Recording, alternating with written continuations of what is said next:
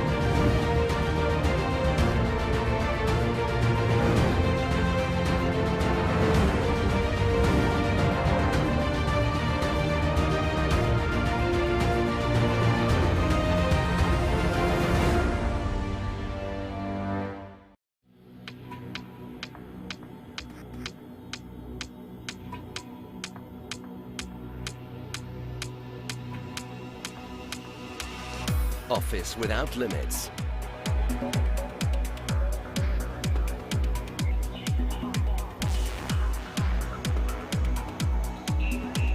Slash your telco costs.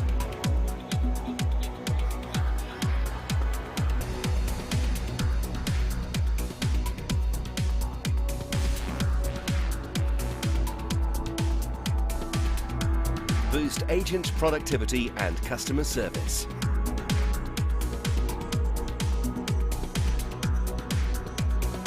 Web conferencing for all.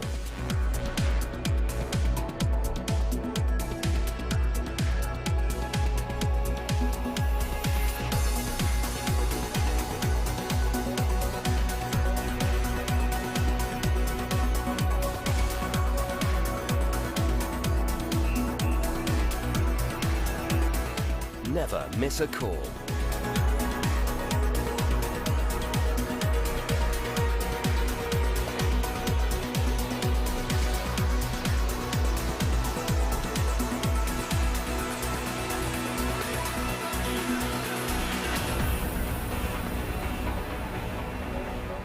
.3CX, everywhere you go, on premise or in the cloud. 3cx.com.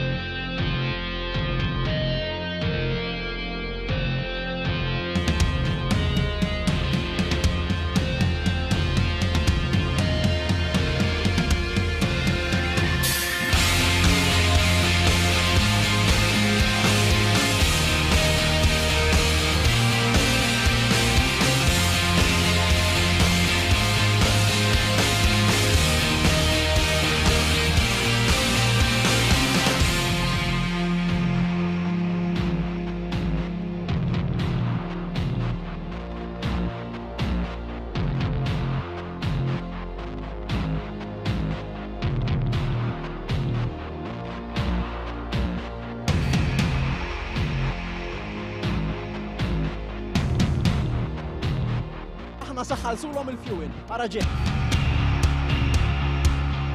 Wara ftit ġranet kellna rebbieħ ieħor fil-logħba tagħna kontra 30 sekonda bil-maqlub.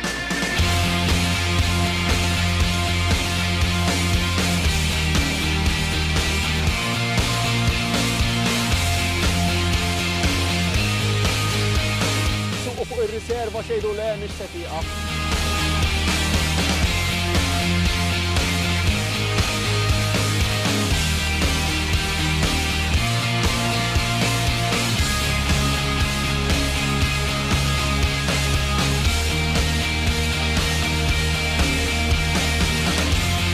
الجمعة الديħla nkunu fuq pompa tal-Enemed oħra nagħtu xi ħaġa oħra.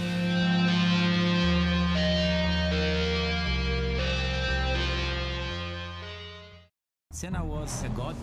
No one could even dream to follow him. I'm from a very humble background. The role of women at that time were really difficult. This is so dangerous. You are risking not only your life, but also my life.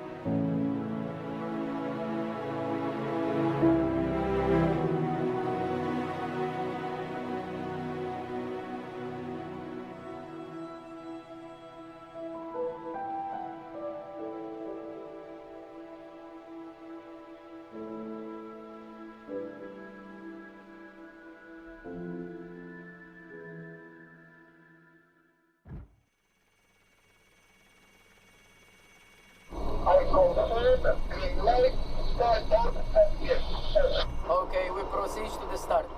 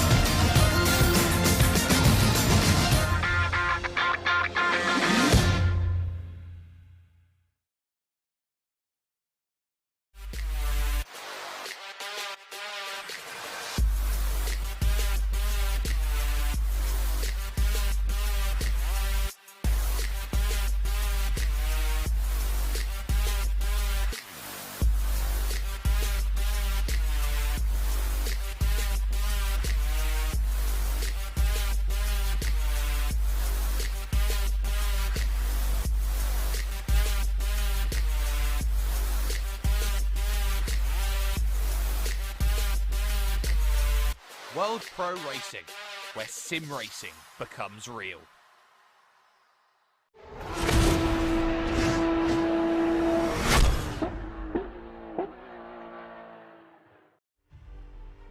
4 drivers left in the championship. All 4 of them have a chance of becoming the champion of the Malta National GT3 Championship 2021, fueled by Enemed. Jason Muscat, Bernard Vella, Michael Mercia and Dean Vella. All within 10 points of each other, meaning they all have a stake in winning that crown.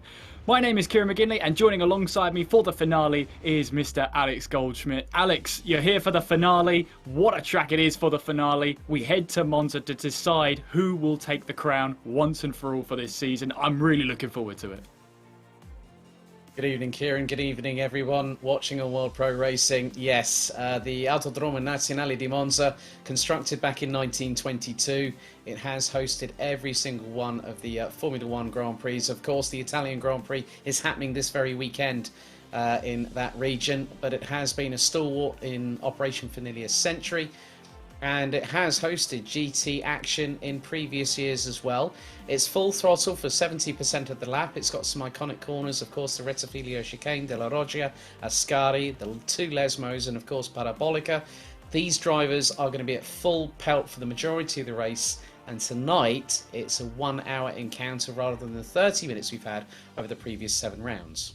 That's correct, and what we need to make perfectly clear is that although a pit stop isn't mandatory, we'll probably see the drivers having to make a stop in order to make it to the end. As Alex and I were discussing before we went live here on World Pro Racing, that fuel is going to be pretty much at a premium. As you said, Alex, it's 70% full throttle around a lap here at Monza, taking us through 3.6 miles of hallowed tarmac. Surely that fuel stop is going to play into somebody's hands. You surely want that car as light as it can possibly be. Well, also, you might need a bit of fresh rubber along the way because this track can be rather abrasive at certain points of the circuit, especially when you have to take into consideration lateral sidewalls, momentum in terms of going through the corners. You know, say for instance Ascari, it's a 3-turn chicane as well, amongst other things. You know, Variante del Rettifilio, you know, hard on the brakes. You could lock up, you could flat spot the front tyres quite easily. So thereby, you're going to need to have sharper weapons. I think as the icon that is Mr. Lamar Tom Christensen one particular year, he was asked by the Audi engineers when Lena Gade was actually crewing with the likes of Marcel Fessler, Benoit Trullier, and also Andre Lotterer, and the words Tom Christensen used were, you need your weapons sharp, and that's exactly what the top 4 are going to need tonight. And just by having a look at the points, 8 separate Jason, Bernard, Michael and Dean coming into this round. And I've made a bit of a calculation that if Michael Mercia wins the race, Bernard Vella finishes 2nd, and Jason Muscat rounds out the top 3, then Mercia will win it by 1 point. That's how close it can be this evening. And don't count out the dark horse that is Mr. Dean Vella, of course. Absolutely, Dean Vella yet to get a win in this championship, but he's been twice on the 2nd place on the podium, so it's very, very close. We have seen the first time winner for Jason Muscat. He was given that penalty earlier on in the season, which meant he had to cede that first position and settle for 2nd place instead. Last time out, he got his win, and that puts him 2 points clear at the top of the table. So really, really has shaken up the order when we headed to that last round. But here we are for the finale of the Malta National GT3 Championship 2021, fueled by Enemed and sponsored by Gaming Malta, the Malta Motorsport Federation, 3CX and Vibe FM. Well, let's take you live to the studio in Malta, where we join Yaz down there in Malta. Yaz, good evening to you. Good evening, Kieran and Alex. Thank you for the introduction. Right now, I'm joined with Edmund Saliba and Ricardo Flask, who is a lecturer, a sport journalist, and a veteran sim racer.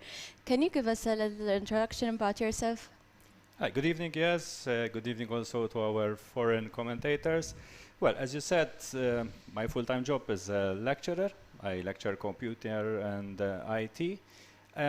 Part-time, I'm also a sports journalist, and actually I follow motorsport, local football, Formula One, of course, and well, anything related to motorsport, basically. Well, As you said, veteran sim racer. I've been into sim racing for too many years to remember now. I remember racing 2D games. Of course, then things got more sophisticated, I would say. I'm still sort of active into sim racing, but of course the age is kicking in, and I'm not that competitive anymore. As well, I'm joined with Edwin Saliba. How are you tonight? I'm doing very, very well. And good evening, everyone. Good evening to our foreign commentators as well. And well, as they said as well, the championship is tight with 4 drivers, really fast sim racers. Let's not forget that these are the best sim racers that we have in Malta. 4 of them ready to win the championship. And well, even they said as well, they mentioned Bernard Vella. Bernard Vella made one big mistake last race when he jumped the start, and for that he got a penalty.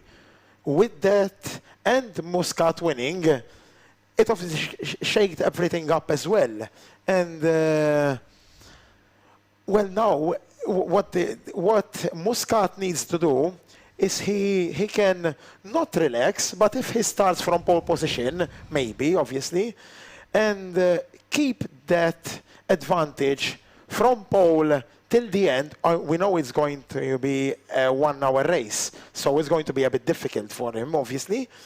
But if he can keep that little advantage, he can win the championship. And we know that Muscat is capable of doing that. Dean Vella is also a sim racer driver that you need to be very aware of. He did an incredible last lap overtake last race. And he established himself as one prime contender. Yes, he is a bit down in points. He is in 4th position in the championship.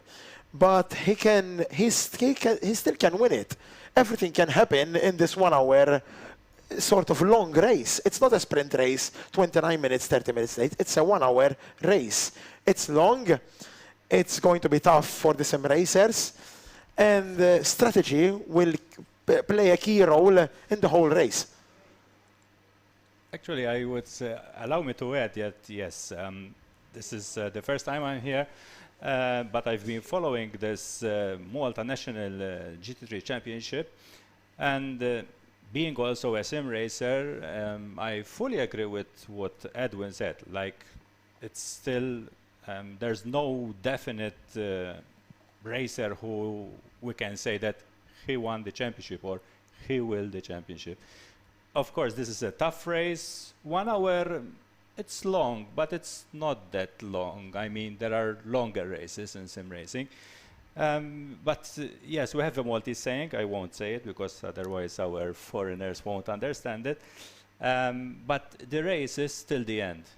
So we have to see how these guys will qualify. We have to see what they will do during the race.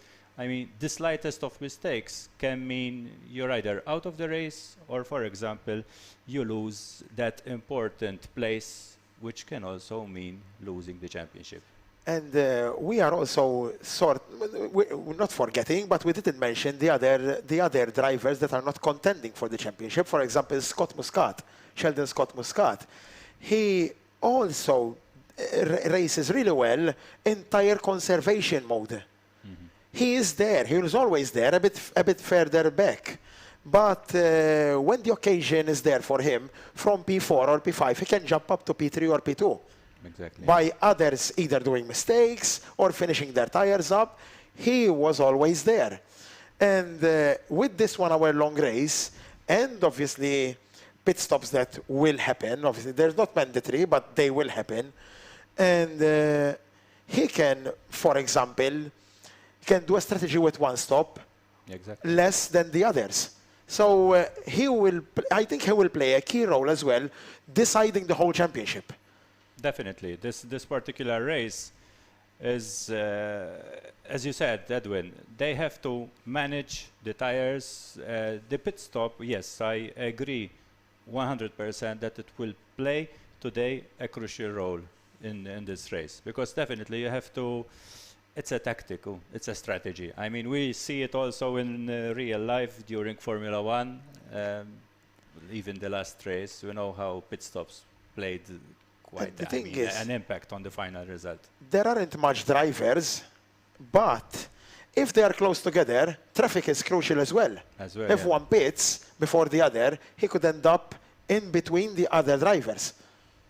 Yes, definitely. We have to, well, we'll see how these drivers will eventually manage their race. We all agree over here that this will be quite a tough race tactically, strategically. The pit stop, when they will pit, who will pit first, who will follow. So definitely, yes, we'll have to see. I mean, I'm excited actually. I mean, it's like I'm racing, but I'm really excited to see how this national championship will come to an end today. And the top three in the championship will have a really test on themselves and show what they can do. Either Muscat or as Bernard Vella and Mercia, they can also show us what they're made of in this 1 hour race, not just half an hour. It's a race of, it's a test of mental and also concentration. They need to be fully focused, especially at turn 1 during the start of the race. So we have to see also from those 3 guys who will be also conservative during the start, not to damage the car, not to flat spot a tire. Those key factors, I mean, for me, I'm not a sim racer like you. I interpret the start of the race differently than those guys over there. They are fighting for a championship. Maybe Muscat does a lightning start and he goes for it. And obviously Vella or Mercia can hold a little bit back maybe. It's an intriguing final race. Yeah, definitely. I don't know, yes, whether because we're talking quite a lot. So. No, for sure. I agree with everything you guys said. I'm sure all the racers are going to give their utmost tonight. They're all amazing racers. I'm very excited to see who's going to be the winner. I'd just like to ask Ricardo, what inspired you to start sim racing? Well, as I said, it was quite a long time ago. We were a group of friends, and there was a game. It was called, I think, Turbo Sliders. It's a 2-dimensional game where you see the cars from on top, like going around that track. On which console was it? PC. On computer. A PC, okay. Yeah, and we also actually made our tracks. So we raced the famous tracks. But I remember, I have to mention Jeffrey Camilleri, he also designed a Valletta circuit. We even did a race around the streets of Valletta. Believe me, it was very challenging. I mean, we raced with the controllers, or there are even some of us who used to race with the keyboard, because basically you have to turn the car just left, accelerate, decelerate, or brake, and just no pit stops, nothing. But of course, then we moved on to, I mean, like the platform which we are using today, it's the R-Factor platform. I like it very much, R-Factor. There are many other platforms for racing, but I usually stick to R-Factor or Assetto Corsa. If you had to ask me, I'm making the questions myself. Go ahead. If you had to ask me which type of car you prefer, I prefer more open wheelers. Even though this is the GT3 championship, it's the least favorite. I prefer open wheelers, but is there a reason why? I think it has to do with the view. I prefer not having to sort of look through a cockpit when racing. I prefer having an open view. Also, I also race using VR goggles. So I don't race on a triple screen setup. So when I'm wearing my goggles of VR, so I have a quite good view of the track where I'm racing. But I mean, that's a personal preference. Other drivers will prefer other setups. And do you follow any other motorsport? Yes, as I said earlier, I do follow Formula One. In fact, the first thing I said here to Edwin. He's showing a particular logo, I would say. It's not the team I support. I support, shall I say, the home team at Monza. Yes, I follow Formula One, but actually, if I have the time, I do follow even other sports like MotoGP or even the GT Championship, whatever there is around. And also, apart from motorsport, I do follow, of course, football, since I collaborate with the local television and do coverage of the local Premier League. But basically, yes, usually it's football and any motorsport related activities. Could be also power boats or whatever there is. And that's also the kind of material you cover as a sport journalist? Yeah, basically, as I said, mostly locally, I have to say locally. It's football. We do sometimes also do programs related to Formula One. There are also some local races which we also cover and do features and commentate. And well, basically that's it as regards local sports. I mean, we only do local. I mean, we don't do foreign. Well, the only time actually, we were chatting outside before coming here. I remember going to do a coverage abroad when we had one of the local drivers, Keith Camilleri, who used to compete in the Formula 4 Championship. I remember I had gone to the Mugello circuit, and it was a very interesting experience. Funny enough, till now, I had never the opportunity to go to a Formula 1 race weekend. That is something. I used to commentate on TVM for Keith Camilleri for the Maltese team there. Yes. I used to commentate it on TVM. Me, Chris Kauki, there was also Simon as well. Yes. There was good racing. It was good racing there as well. Formula 4. They're sort of a baby Formula 1. They're all fitted with Abarth engines, Fiat Abarth engines. That particular... that series only. That series was... with a 1.4 liter turbo. And they're fast. Those guys are fast as well. Let's not forget, Lance Stroll. Exactly. He was the champion at that time that Keith Camilleri was racing. Yes. He was the champion. Now he's driving for Aston Martin Formula 1. Exactly. So... It's like a baby Formula 1, but it was good racing as well, huh? It was, as you said, yes, Edwin, very good racing, and as well I was actually happy that I saw Lance Stroll over there. So, as you said, now he's into Formula 1. So, well, I can say that from that time he was the top driver. Exactly. So no wonder he's into Formula 1. He dominated every sessions and every race. He dominated. So thank you to Ricardo and Edwin. Back to Kieran and Nicholas. Thank you very much, Yaz, as the tension builds towards the upcoming qualifying session. And, well, it's going to be pretty close, I can tell you that right now. Jason Muscat, fresh off the back of his first win of the championship. You've got Michael Murcia with 3 wins so far this season, but only one other podium that's not been a win. Others have been just picking up points here or there. Then you've got Bernard Vella, who it seems every other race seems to be a podium. 3 podiums in the first 3 races. Finished just outside of the, finished about 6th place in round number 4 there. So a bit of an off day for him there. But, I mean, these mixed results have, well, to pardon the pun, mixed up these results. I think the biggest thing here, Kieran, is the fact that Jason Muscat has got the biggest run of consistency of all the competitors here on the Malta National GT3 Championship for 2021, fueled by Enemed.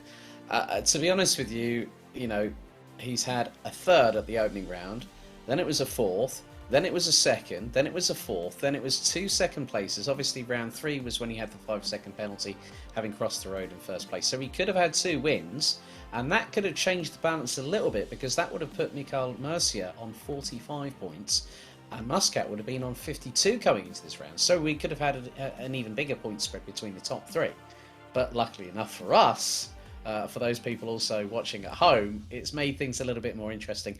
And I have to say, the work by the team at World Pro Racing with Justin Mifsud and Adrian Figalo, I mean, the state-of-the-art facility is absolutely brilliant. And I understand, Kieran, all 9 competitors are in their sim rigs ready to go racing tonight. They are indeed. And as you were saying, how Jason Muscat with that win last time around, taking him to the top, it could have been even further had that round 3 win have stood without the 5-second penalty. It could be entirely different because Bernard Vella got penalised for jumping the start last time out, so that cost him a good run of points. He managed to pick up 4, and those are going to be 4 important points come the end of the championship, but might be 4 points gained, could be in a case of 6 points lost, so we'll have to see how that goes for tonight's racing action. Also worth noting that there's a couple of drivers in this field, Alex, that have no sim rig at home. The only time they can have a chance to practice is at the World Pro Racing Simulation Centre. So the drivers of those to watch out for: Gianluigi Corrao, Andrea Rizzo and Colin Foster. And in fact, for all of those, the battle for 7th place still is up for grabs. Gianluigi Corrao and Andrea Rizzo both on 14 points, and Colin Foster technically still in the running on 5 points. But, you know, it's been a sensational season for them all, considering the fact that when they started this, they might not have had the experience that other drivers around them have to find out who the fastest Maltese sim driver is. But they've grown into it as the season's gone on, and they've got closer and closer to the times at the top as the season's passed. It's been fantastic to see. I think also one of the good things about the sim racing community is that everyone is a family. Everyone gives guidance and tips and tricks, and so Gianluigi, Andrea and Colin will have some of the most prominent Maltese sim racers to discuss things with. I mean, Sheldon Scott Muscat, for instance, he's been racing for GT Omega RPM Esports in multiple different championships. I've commentated on him at the SimGrid World Cup, VCO World Cup, you know, in Sprint Cup in previous months leading up to this. Kirsten Abaya has been in there, Dean Vela. I think the first time I came across Mikael Mercier was actually when I did my first ever GT Sport broadcast here on World Pro Racing, and he won the event in a Nissan GTR Nismo. Jason Muscat and Bernard Vella this is the first time I've come across them. Dean Vella also has been in quite a few championships here on World Pro Racing. I think the most recent I saw him in was the USF 2000 series when I was working alongside Chris Buxton. But yeah, I think realistically, looking at this field, you know, for those wondering what the format is tonight, okay, we've had half-hour practice session, 15-minute qualifying, a warm-up, and then it was normally a 30-minute race, but we've doubled the ante tonight, and that's what's really exciting. Monza might be full throttle, but as Edwin and Ricardo very rightly pointed out, anyone makes a mistake, you've got to look at strategy. And I liked how the fact that Edwin literally said, well, what if Sheldon Scott Muscat gets a lightning start? He finds himself in 2nd position through the Rettifilio. We all know that turn 1, the Rettifilio chicane at Monza, can cause problems, but it can also be a bit of a lifeline for someone that you might not necessarily expect. And who's not to say that Gianluigi Corrao, Andrea Rizzo and Colin Foster could factor in? There's every chance, because it's times are for show, points are to go, as they say in racing, and that's very much the case here for the final round of the championship. Yes, it is indeed. And at the Monza circuit, it's just a historic piece of track. These 3.6 miles, I should say. It's much more than 3.6 kilometers, but a sheen of water all over the track. And this is our first, I think, chance of rain or rain on the track in the entire series. So this is going to pretty much shake things up. Normally when we come to Monza, we normally think of that low downforce, taking as much downforce off the car as possible without compromising your run through the medium and high speed corners, such as the Curva de Lesmos and the Ascari chicane. But now, Alex, it's a completely different ball game. The fact that there's water on the track, does that encourage drivers to maybe put a little bit more aero on? Or do they try and adjust the setup and say, look, we still need less downforce, but we're going to have to be mindful of these treacherous conditions? Yeah, well, one of the biggest things is going to be the visibility factor here, Kieran, because coming out of Parabolica, if you've got 9 cars line astern going down the start-finish straight, it's a fixed setup. So these drivers are going to have to work with the tools that they have at their disposal. And this is where it's about the driver's skill that becomes paramount above everything else. Because with water on the track, it's going to be, you're going to have to extend your braking distances, you're going to have your eyeballs on stalks, let's be completely honest. And realistically, at this kind of track, when the wet weather hits, it completely turns it upside down on its head. And that's what we're going to see tonight. Yeah, and a legendary start-finish straight, isn't it? Down towards the Rettifilio chicane. And as you said, Alex, it's a very tight turns 1 and 2 going in towards the very first lap of the race. And from a standing start, that's going to make it even tighter down there. So you might think if you're in the midfield, there might be a chance that you'll have that door-to-door contact. But trying to pick out the very first braking point on cold brakes, on colder tyres down towards turn 1, always going to be a tricky one. And that's before you add the layer of water we've got on the track. I mean, especially when traditionally GT3 racing is done in rolling start formations like the GT Challenge Europe. And now we head to the track. We're coming into the last 10 minutes of free practice, and it's Michael Murcia that leads the way on a 1 minute 47.355. There's Andrea Rizzo, currently on an outlap, but currently is only less than 2 seconds behind off of the number 11. All drivers using exactly the same weapons of choice. In the words of Fatboy Slim, the McLaren 720S GT3, the M840 twin-turbo V8 4-litre engine, producing well over 700 Newton meters of torque. And as you can see here, we've got picture-in-picture. There is Andrea at the sim rig, and taking a nice, actually wide sweeping line to cut through towards the right-hand wall on the start-finish straight. And is now on a hot lap, so let's go on a hot lap with Andrea Rizzo. So full throttle, you're going to be pushing 6th gear, at least 240, down the gears into first, through into the Rettifilio chicane, or Varianti del Rettifilio. Put the power down. Don't, on these wet weather conditions, you don't want to push it down too hard, the throttle, because the first thing you're going to do is spool up the rear tyres, and that could put you sideways. Through Cova Grande, increasing the speed, probably hitting around about 5th gear at 200 plus kilometres an hour. Now into Variante della Roggia, turns 4 and 5. Hard on the brakes once again, but you've got to really nail the apex. Avoid the sausage curbs as well. And then it's the two Curva di Lesmos, turn 6 and 7. Down by 1.1 seconds in sector 1, but still, nevertheless, you can see how hard Andrea Rizzo is working behind the wheel in the picture-in-picture. It's not easy in these wet weather conditions, and again, a little bit of correction there from the 08 McLaren. Now he's going down Curva del Seraglio, which then heads to the Variante Ascari underneath the bridge here. And through into the chicane. And these wet weather conditions proving to be much of a handful, especially for Andrea Rizzo. And now it's the run down to Parabolica. And a warm welcome to all our viewers on both motorsport.tv and the Esports television network. Joining us for the final round of the season. Now it's down a couple of gears, maybe to 3rd, through into the first Parabolica. And let the car run wide, let the car do the work. And then accelerate out of the corner. Andrea Rizzo currently 8th in free practice with 6 minutes and 48 on the clock to go. Will he improve? Well, he doesn't. That's a 1:53, but coming out on an outlap there. Very much the case there, Kieran, where these wet weather conditions are going to be proving a handful. And even, you could say that Michael Murcia could have some dramas of his own to sort of get going. And even that, a 1 minute 53.2. You know, that lap time from Mikhail, a 1:47.355, pretty good so far.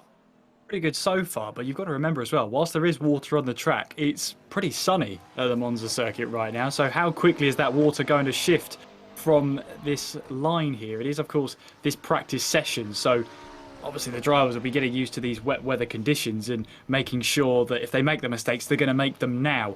But that's an element that the drivers will have to be thinking about coming into this is, well, it's wet for now, it's wet weathers for now, but we've now got to try and sort of work out, well, when is it going to be ready for dry tyres and when is it going to be ready enough for that changeover And is it going to be in time for qualifying? We've also got down live in the studio in Malta. We have Simon, Edwin, and Ricardo down in the studio. Let's throw over to them. Simon, it's wet in qualifying, but it's really, really sunny out there. Hello, Kieran. Thank you very much for having us. Yeah, it's our first wet race of the series. It's going to be interesting to see. Well, first wet session of the series. It'll be interesting to see how the drivers manage it, how it changes as the weather changes. And yeah, it's an interesting start. My guess is this, since there are 5 minutes left in practice as well, I think the track is getting wetter as well, Simon, as the fastest time is 1:47.355, right? The drivers are struggling to get close to that time. For example, look at Bernard Vella. He's already 1.1 seconds off through the first sector. That's a lot of time lost over there. So my best guess is no, the track is not drying up for now. I think it's getting wetter actually, and we'll see what's going to happen in qualifying and the race as well. Because for now, my best guess is that it is getting wetter. Let's see Bernard Vella through the second sector as he rounds up that McLaren under the bridge and to the Variante Ascari. Let's see, it's already 2.2 seconds off through the second sector. That means to me that the track is not getting dry, it's simply getting wetter actually. Yeah, definitely. I have to agree with you, Edwin. I'm looking at the times, and yes, it seems that the drivers cannot do a quicker time, which means exactly what you are saying, that the rain has been pouring down over and over. The track definitely won't get any drier, so the driver in this case, Mercia, was lucky that he made that time, that good time, because it will be very extremely difficult for the other drivers to manage such a quick time around this track. But obviously, you know, the session that matters is qualifying, which comes up next, and then obviously points are only given in the race. So it'll be interesting to see how the rain affects those sessions. If, as Edwin says, the rain only gets harder, it's the drivers who set their laps right at the beginning of the session that are really going to benefit from it. Yeah, definitely. Yeah, exactly. And you have to pick the right moment actually, which I think right now the best moment is in qualifying is as soon as the lights go green. You have to go out and do a lap. And because you never know, the rain might get even worse actually. Well, if it stops raining, then it's something I would say totally different. Of course. Because eventually, as they go around the track will get drier, for obvious reasons, and the drivers which will go out at a later stage, which is, again, it's a risk, because, I mean, for sure. if you wait, the rain might increase, but if it stops, then I think one should wait actually, so that the track would eventually dry up, so that you can get a quicker qualifying time. Kieran, you obviously have experience racing in all esports, especially in the rain. My apologies. How would you tackle a session like this, where you're not really sure how it's going to be at the end of the session as it was at the beginning? Well, my experience is head up to the commentary box. It's much safer. You get to make a nice, easy decision to stay in the box. No, it's always going to be very, very difficult to try and get used to these wet weather conditions. As Alex was saying in the pre-build-up, then you've got to realise that there's going to be longer braking distances. The car's not going to behave as you want it to. It's going to be very slippery. The car might try and snap on you at certain points, and where the car's pretty stable normally through a corner like Parabolica, it now becomes a very treacherous corner. The curbs are also going to be slippery as well. The paint on them makes them extra slippery, so you've got to try and get away from that habit in the dry of attacking the curves as much as possible and really approaching them with a sense of caution. I mean, Alex, I think I've made the wise decision of heading to the commentary box anyway. That makes two of us there, Kieran, because I actually spotted that Michael Mercier actually went wide at the Lesmos behind Bernard Vella. And, when Michael Mercier is also struggling for times because, as Edwin said, 1:47.355, he got in there quickly and got that lap time. But the biggest thing now is that he did a 1:53 in the last 10 minutes. So all of these drivers are struggling. I mean, Kirsten and Bayer there in the number 3 McLaren also struggling. And one of the biggest things that I've noticed in this session is that even when McLarens are following each other, as there goes, that looks to be Bernard Vella, I think, that just went off, going through the Lesmo and has taken one of the braking marker boards with him as well in the process. Kirsten Abai has decided to go rally crossing in the McLaren. Probably might have just been overcorrecting there, just trying to get the car back on the tarmac.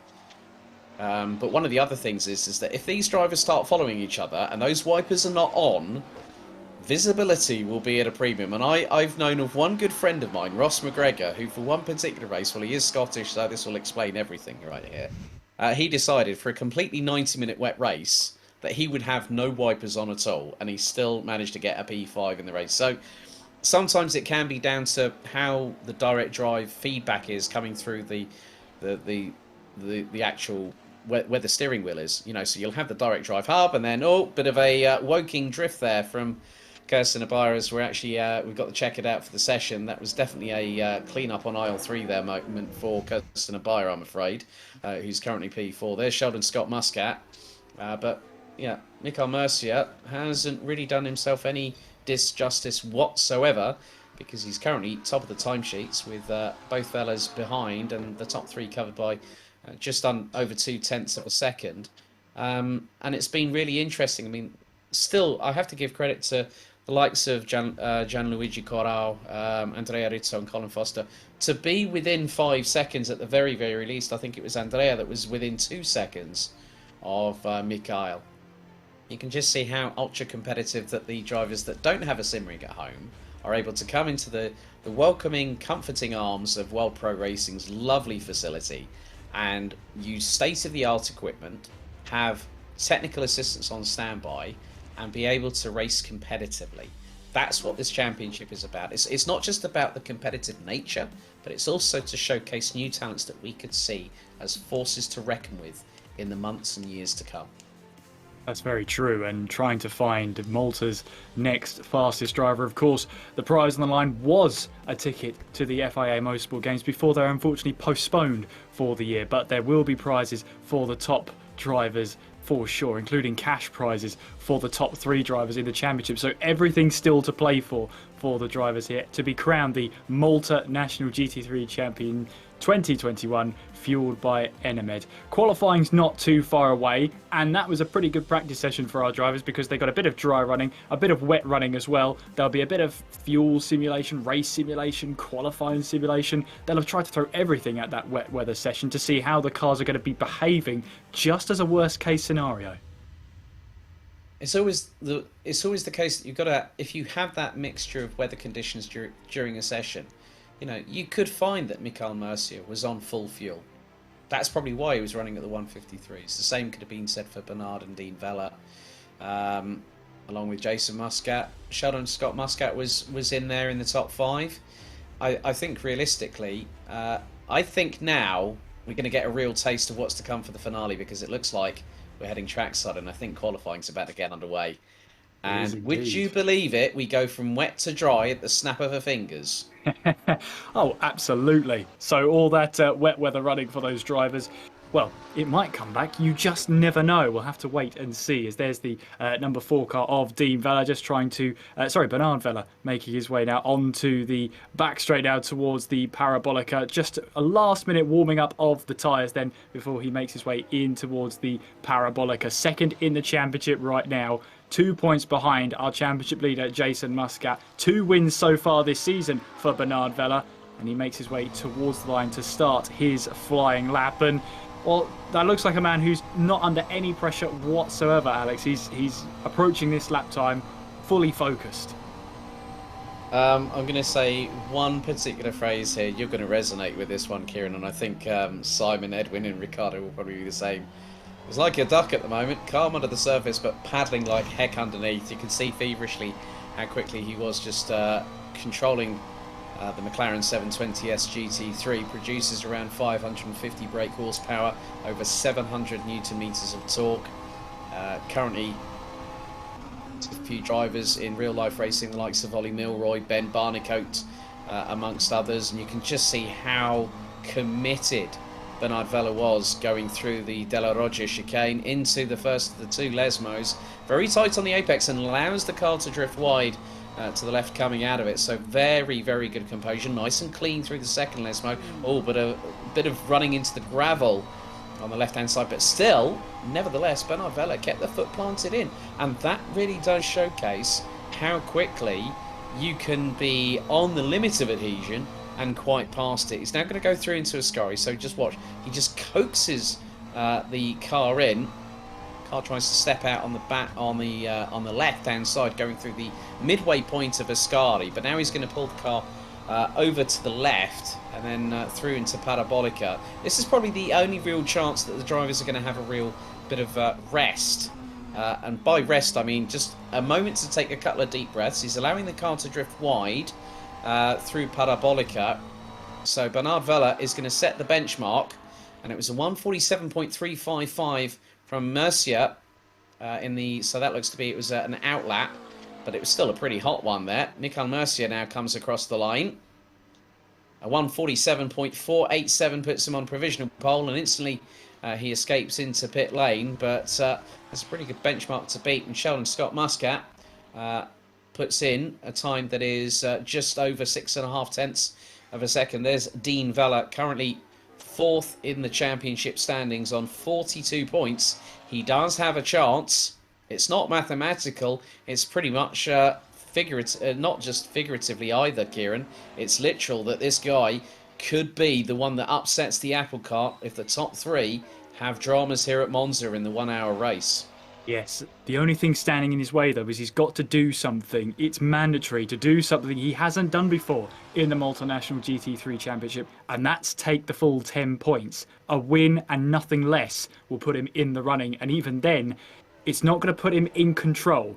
This needs to be a win for Dean Vella. So well, how do you approach that? I mean, is that a lot of pressure to go for the win? Or is it a case of, well, if I get the win, fantastic. If I don't, then I've put in my best effort so far?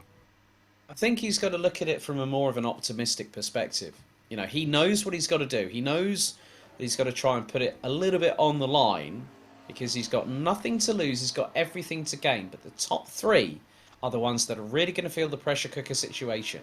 It's an hour race. Edwin was very, very concise when he said, you know, you could make a mistake. You've got to work on the strategy. And that's something that I very much agree with Edwin on that particular aspect. Because, you know, you don't just see strategy in GT3 racing. From my own travels as a karting commentator, you have the same aspect. You know, some drivers will have pace straight off the bat, but then there'll be those other ones that will be, you know, keeping a little bit in reserve. And that's something you've got to do here at Monza. You can't go all guns blazing, fire up all 8 cylinders on that McLaren and go for broke. And now here we are with Michael Mercier as Bernard Vella has gone provisional pole with 9 minutes of the session left to go, or 1 minute 47.181. Mercier's now going to go on to his second hot lap. He's currently P2 in the battle for pole position, 3 tenths off. Now, Kirsten Navarro showing good pace as well in the number 3, running at the top 3 positions, 0.860 off there. And I just wanted to throw over to Edwin at the moment. I mean, Edwin, qualifying's really, really important. We saw in the practice session that everyone may have been running on full fuel loads, but here in the dry, it's a very different proposition altogether, isn't it? Yeah, you need to. I think you need to attack all the corners that are available. While you were saying that as well, I just noticed that Muscat actually now posted a time which is almost a second slower than Bernard Vella. That says a lot to me because we only have 8 minutes of qualifying left. It's either he has something in reserve, like we said before, like I said before, either you try to reserve a bit, conserve a bit of either energy and focusedness to focus solely on the race. But nevertheless, 1 second away from Bernard Vella, that's not a good time for Muscat. He's not going to get pole position with 0.951 seconds away adrift from Bernard Vella. Bernard Vella, I think, is doing an amazing job with having had the previous race, a disastrous previous race actually, because he had the penalty for the jump starts. That's a disastrous race. But with all that said and done, he has posted a time which is provisional pole right now, and that says a lot. That says that the guy is determined. It's a statement there that 0.3 of a seconds away from Mergia. So that's an incredible time. Well, as you said that, Exactly, Mercia puts in a 146.999 Exactly. and goes nearly 2 tenths quicker than Bernard Vella. That was pretty much on cue there, Edwin. Exactly, Ricardo, handing over to you. It's been rather interesting because now we've got Michael Mercia, we've then got Bernard and Dean Vella rounding out the top 3, and Kirsten Abaya rounding out the top 4, covered by 7 tenths. It looks like this qualifying session's going to go down to the wire with 6.5 minutes to go.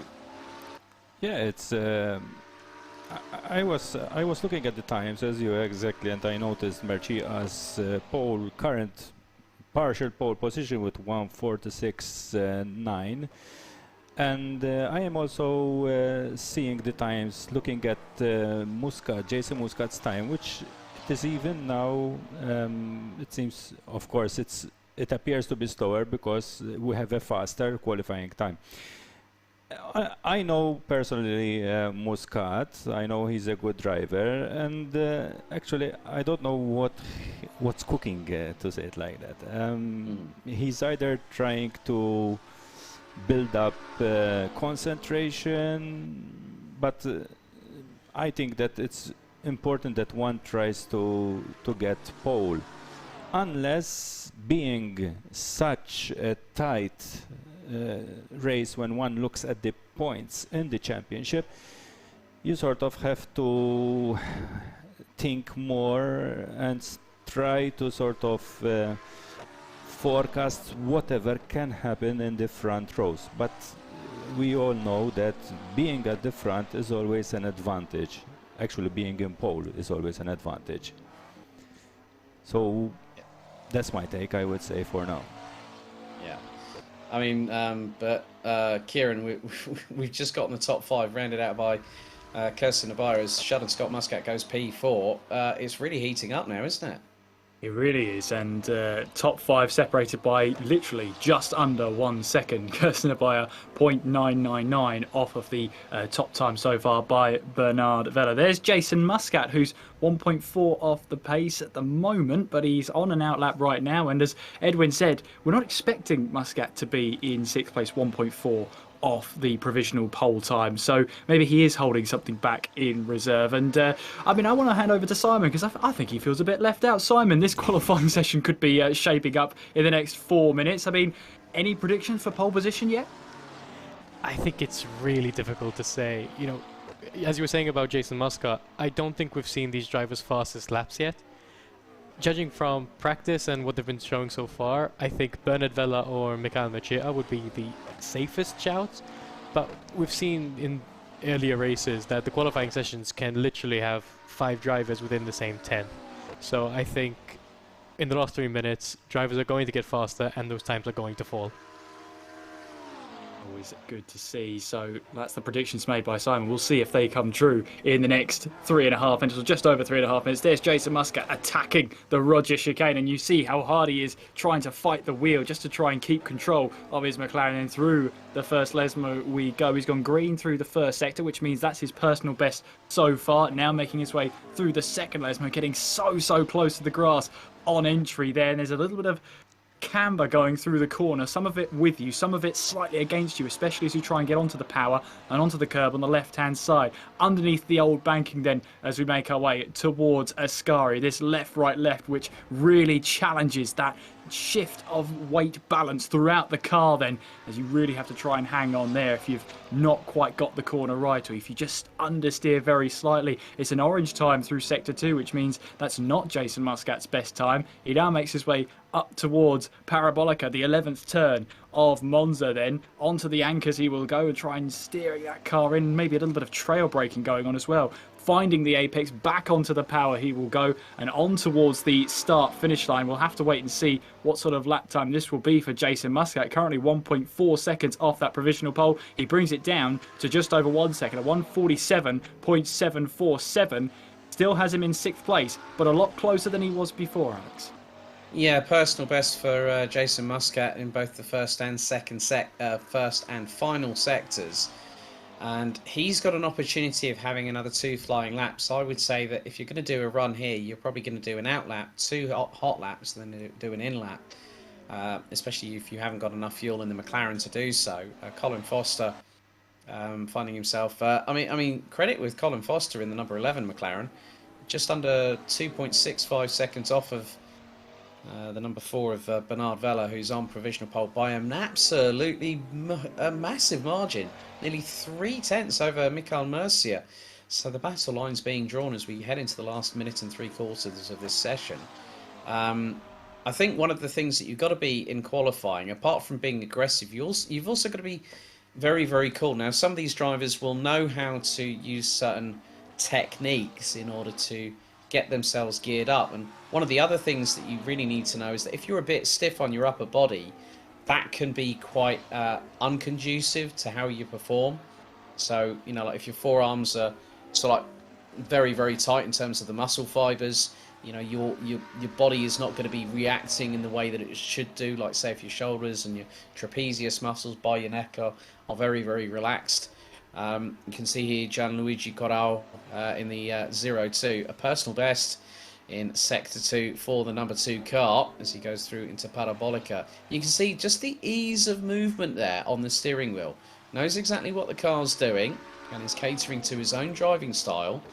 And now he's going to come across the line. Currently P8 at the moment, a 1:48.082, and that puts him ahead of Andrea Rizzo. Yes, and that's a great battle there for 7th place in the championship, or at least will shape up to be, because Corral is, well, 7th place when they head into it.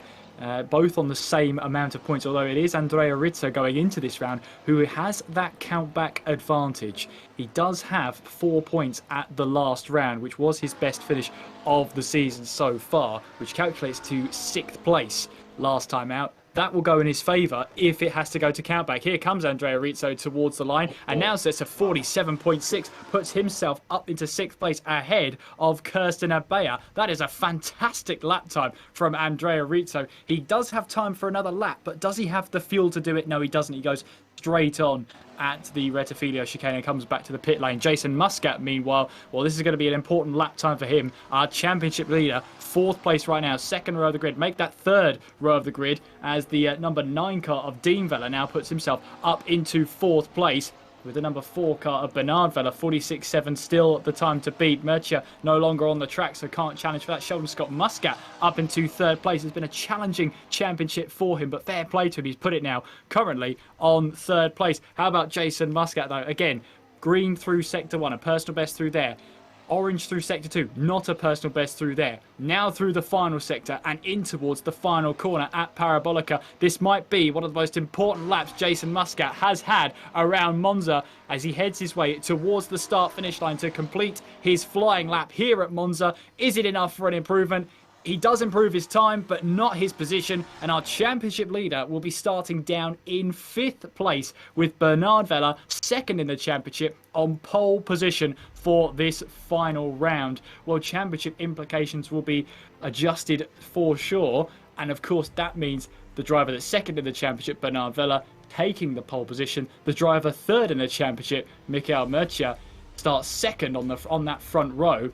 But our championship leader, Jason Muscat, starting in 5th place. He's got it all to do in the hour race, hasn't he, Alex? He's got it. Jason Muscat's got to play it safe going through Rettifilio for the first time. You can't put all your eggs into one basket. You've got to sort of be strategic in the initial couple of laps. As you said earlier, they're going to be on cold brakes, cold tyres. They're going to have a formation lap, and then they're going to be standing still for a little bit of time whilst the grid assembles. And that's where the driver's on the front, so this could compromise more than anybody, Bernard Vella and Michael Mercier. That gives an advantage because obviously Jason Muscat's car won't have been sitting on the grid for as long. So you have to look at it that Jason might be kicking himself going, that was a really bad lap. But then he has to think about it, saying they might be at the front of the grid, but it's at the front of the grid where sometimes you don't want to be because havoc can happen there too. Absolutely. Well, let's get the reactions down in the studio at Malta then with Simon, Ricardo and Edwin. What did you make of that? Thank you, Kieran. That was an amazing qualifying session. I think it's going to be really interesting now going into the race, seeing how, as you were saying, the first lap goes, the first, 5-10 minutes, when these cars are going to be very close together. It's going to be their best opportunities to fight and make up ground. And it's an hour-long race. We can't discount midway through this race when they're going to start making pit stops and having to test their strategies and seeing who's on the better one. Ricardo and Edwin, how do you see this race going? How do you think it might pan out? I have to, agree fully with Alex. He made a very, very valid point. I mean, when you start at the front and you make that formation lap and you warm up your tires, and by the time that the other drivers which are behind you in the grid, when you get aligned, for example, the first 2 rows get aligned, by the time you get to your position, yes, indeed, the tires will, for those of which are at the front, they will get colder. So this might have been also a tactic for Jason. And if you're Jason Muscat, you're going to be having the slowest formation lap of your life. So Bernard Vella and Mika Magia are on that grid for as long as you possibly can make them wait. You need to, first of all, let's, I'm going to talk here as a reporter side. That was a dismal lap from Muscat. That was not a lap that he's capable of. We know what he is capable of, because when he runs away in the lead, he runs away. He just gets 5 seconds off the other guys. So that was a dismal lap. That's a disastrous qualifying. To start in P5 in the midfield, yes, okay, the other, the pole sitter and second place will get their tires cold, and brakes will cool down as well. But nevertheless, that doesn't show the talent that Jason Muscat is capable of. He is leading the championship. He should be right there in first place. Otherwise, you cannot stand there with a lap that is almost a second behind the pole sitter. Having said that as well, for Bernard Vella, this is an incredible chance for him to shine and win and try to win the race. It's an hour-long race. We know about it. And I think Bernard Vella knows about that. That's why he posted the time a second faster than Jason Muscat, because that was an incredible pole lap. For sure. Now, while we wait for the race to start, we're going to cut to Davinia, who's out in our sim racing room, who's going to be interviewing some of the drivers. Hello everybody, I'm here from the Monte Cristo estate. With me here I have Mikael Mercia, who came in P2 in the qualifying. How are you feeling? Quite happy with the lap today. It's going to be a tough race, so at least I have a good starting position, so we'll see from there what happens. What are the maybe some tricks that you are going to do in the next race, or are they a bit secretive? No, it's just try to take care of the tires. It's a long race, and try to take care of the fuel as well. It's quite close with doing a pit stop or not, so try to see not to put extra pressure on myself, so we'll see how it goes from there. So are you confident in the racetrack? Yeah, I think so. It's a favorite track of mine, so I hope that I can get away with the win today. Great, good luck. Thank you very much.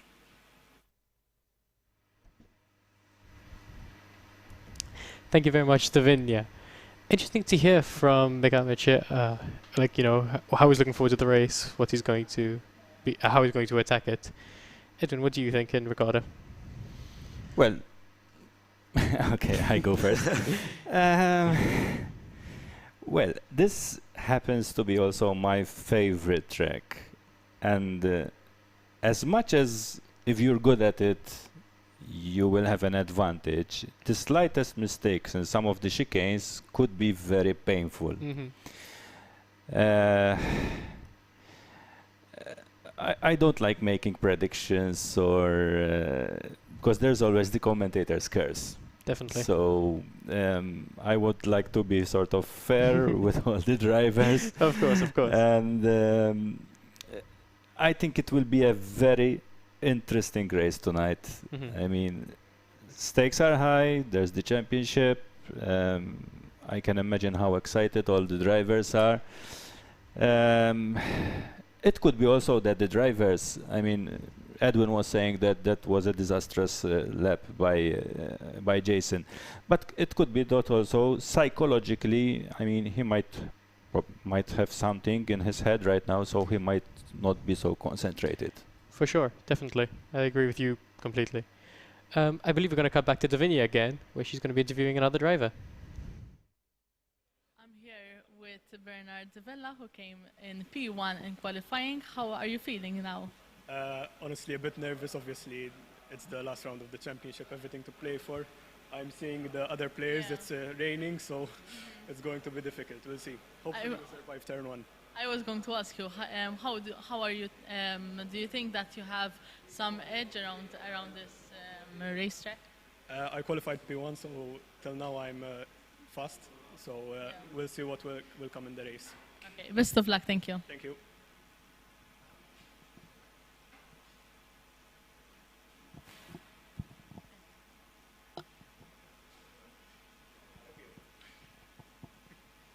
So hi, I'm here now with Jason Muscat. Hi, how are you, Jason?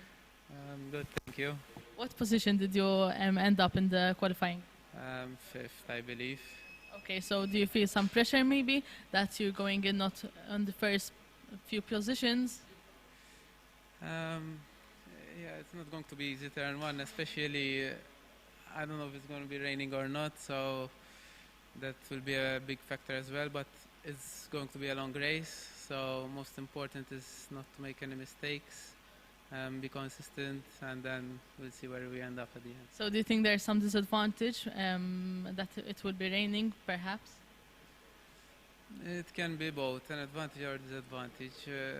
You know, in the rain, obviously, it will be much easier to make mistakes. So we'll see. So what's your main focus throughout this race today?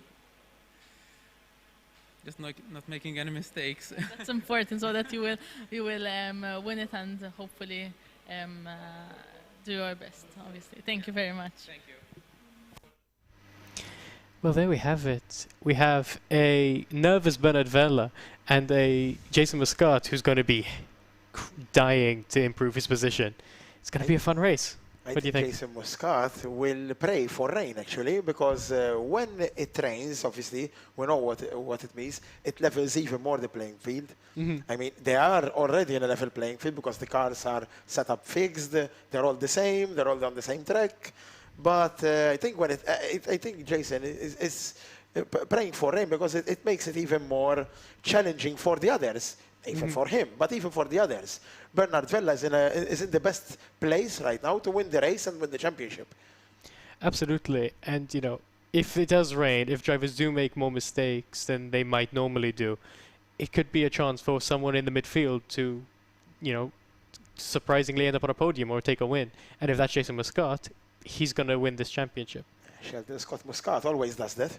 Yeah, he definitely. stays there, racing hard, but he's always showing up. Either P3 or P2, while in the race he's always P5 or P6. So but it could play a big factor in the championship decider.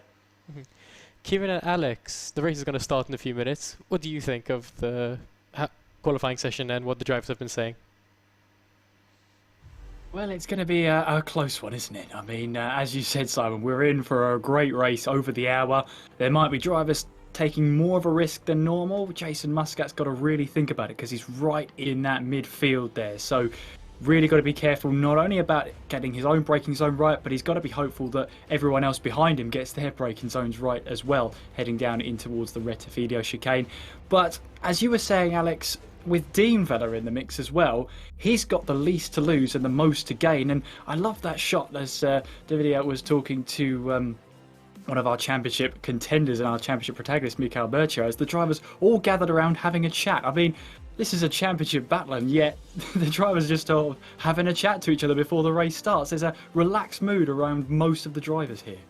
They've really got to plateau the adrenaline because it's going to be spiking through the roof very, very shortly when they're doing the formation lap. I think any opportunity for a sim racer to get a little bit of chill time, even if it might be 30, 45 seconds, the pressure's still going to be there, the nerves are going to be kicking in, but it's when they get behind the wheel, that's when things, you know, the beats per minute and the heart rate elevates, and then the adrenaline starts spiking through the roof, you know, the hairs start standing up on the back of your neck, and, you know, you get the old goosebumps. They'll be ready to go racing, and just by, I've now got a virtual championship standings list now started between the top 4. So if, at the moment, looking at it from this perspective, if Bernard Vella wins this ahead of Mikael Machega, he will win the title by 3 points. But that is all possibility that there could be changing depending on the weather. And whatever weather we end up at Monza, well, there we go. The drivers are being brought onto the server to start things off, and looks to be bone dry. But it's about keeping your cool, really. It looks like things are getting underway here. We are indeed. So we're ready to go racing here for the finale here. An hour to go, and we are away. What are the starts like as they make their way on towards the Rettifido chicane for the very first time? As Bernard Vella did get a good start, but an even better start than from Mikael Merchant. But there's trouble in the background there. 3 cars caught up in an instant. Sheldon Scott Muscat being one of them. 5 cars, 6 cars turned around as well. The point is, did the likes of Kirsten Bayer and Dean Vella all make it through? There is Dean Vella. He did make it through then, coming out of the Rettifido chicane as they make their way through the Curva Grande. So Mikael Merchant then leads the way then ahead of Bernard Vella. So a great start from Merchant up into the lead then, and now Dean Vella up into 3rd place as well as they now make their way on towards the Roger chicane. And I think here the cars might be starting to slow down. All signs then that we're possibly going to go for a restart. We'll have to confirm that when we get the information. But a bit of a hectic start. We didn't even get to the braking zone there this time around, Alex, and we're going to go for that restart. Yeah, I mean, the biggest thing is that Jason Muscat was piggy in the middle and he got squeezed from both sides, and all of a sudden, you know, one tap can turn everything asunder, and it completely happened heading into the Rettifido.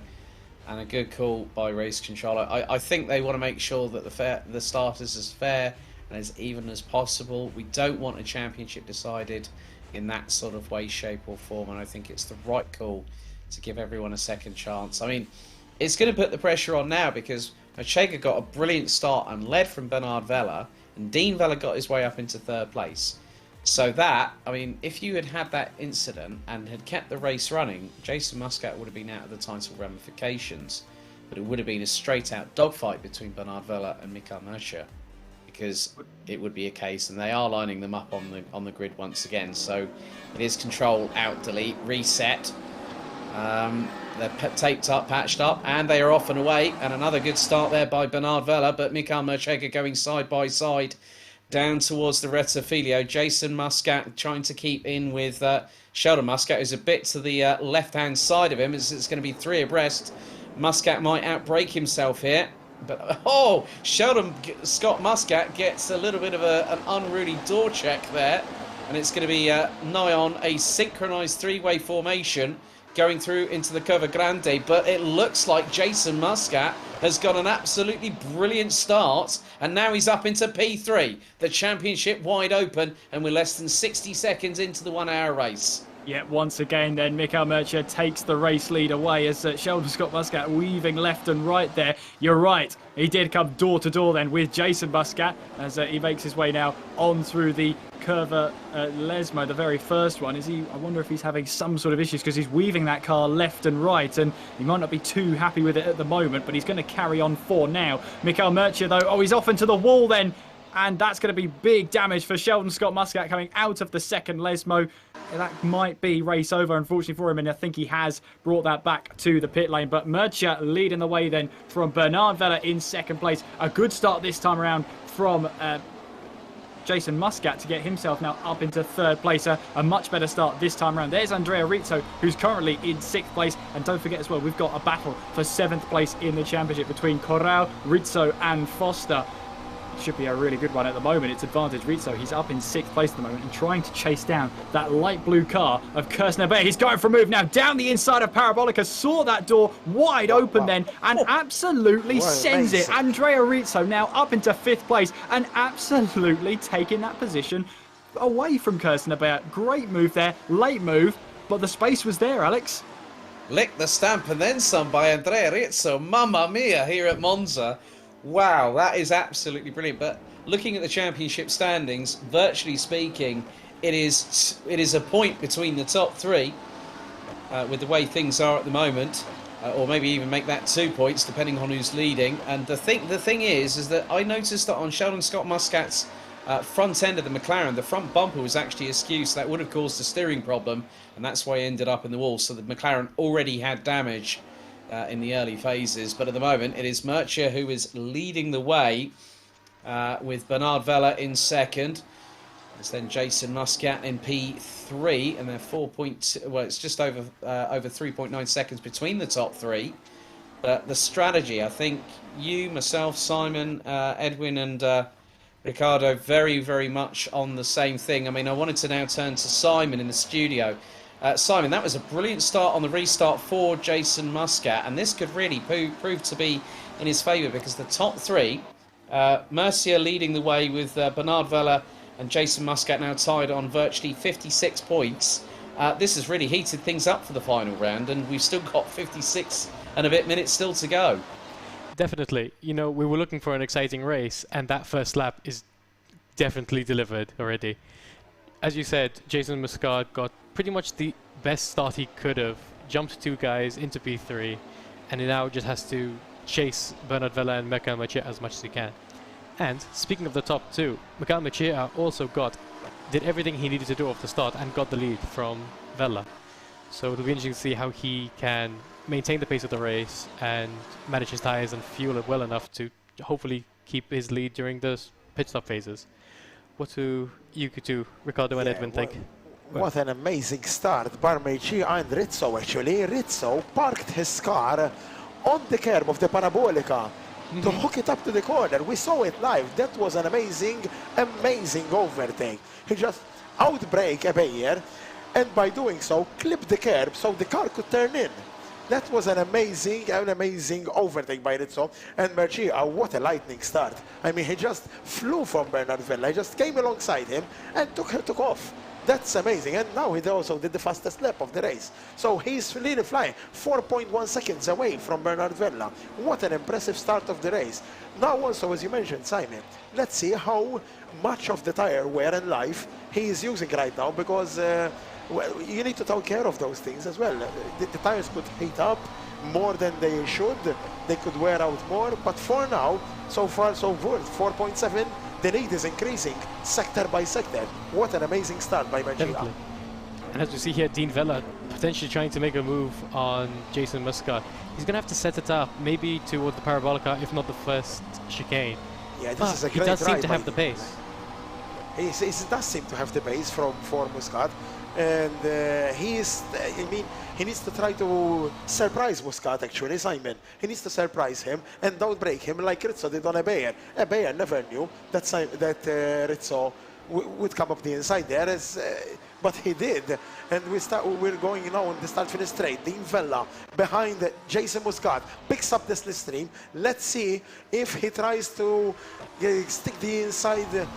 stick it to the inside of Jason Muscat. We're now braking hard. Jason Muscat thinks already. He tries already to start weaving a bit, but that's some good defensive driving there by Jason Muscat. He parked his car in the middle of the corner. That's some good defensive driving there. Definitely, Jason would not leave a gap over there. I mean, he's too seasoned to do, shall I call, a mistake, but definitely he won't give such a giveaway to allow Vella to overtake him over there. He knows he's there, and also they're catching up to Bernard Vella as well. Both of them are catching up Bernard Vella. Bernard Vella doesn't seem to have the pace to match Murcia. Murcia's gone, 5.4. I just hope that Murcia, as you said, Edwin, is not being too much aggressive, hence at the detriment of the wheels. Yeah, let's see. And one thing we have to take into account is that how the strategy is affecting their pace. If Bernard Vella is taking a lot more fuel and is planning on having a shorter pit stop, he's going to be running slower now, but faster in the end. Exactly. Whereas if Mikael Murcia start here, that's an incredible start by Murcia. He just flew away from Bernard Vella. That's an incredible start. Unfortunately, Sheldon Scott Muscat here got bumped. And well, he lost even here. The McLaren here is already weaving here, so that's game over for him. Unfortunately, you can see it over there going unfortunately, left and right on the track. 1 hour race ended in the first corner of the first lap. Unfortunately, because I think, and I could have bet my money actually that we would have finished up on the podium. He was there. But unfortunately, even here, you can see him here. Let's hope we get the replay also of Rizzo, because Rizzo's overtake was amazing, as we're seeing now as well. Abaya picks up the slipstream from Rizzo. Rizzo knows he's there. He's going defensive. On the brakes hard to the first corner. And let's see if Abaya runs out of track. Rizzo goes the good way. Now Abaya, I think he needs to give the place back. Abaya needs to give the place back, and he does so. He lifts up. Yeah, that's some good defensive driving there as well by Rizzo. Kieran and Alex, I'll throw back to you. How do you think the race might pan out with the strategy and drivers taking on different fuel loads? Well, actually, Simon, as you said that, I've just seen that Dean Vella has just got past Jason Muscat for 3rd position. So whether Jason is running with a higher fuel load is anyone's guess, because the tyres are going to be at the end of their life come the end of the first stint. I'm looking at now Jason Muscat. He needs someone to work with. He needs to have that slipstream, and what that's going to do is that's going to extend the life of the tyres around this flat-out circuit, which is 3.6 miles in length.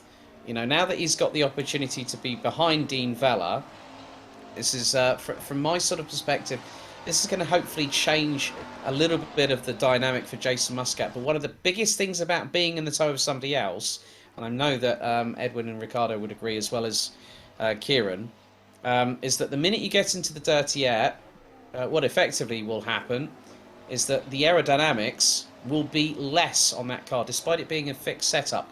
And that can cause you dramas. If you make a mistake, you outbrake yourself, you get into the wrong part of the apex and try and power out of the corner, that could cause you problems as we're about to complete the first 6th of the race itself.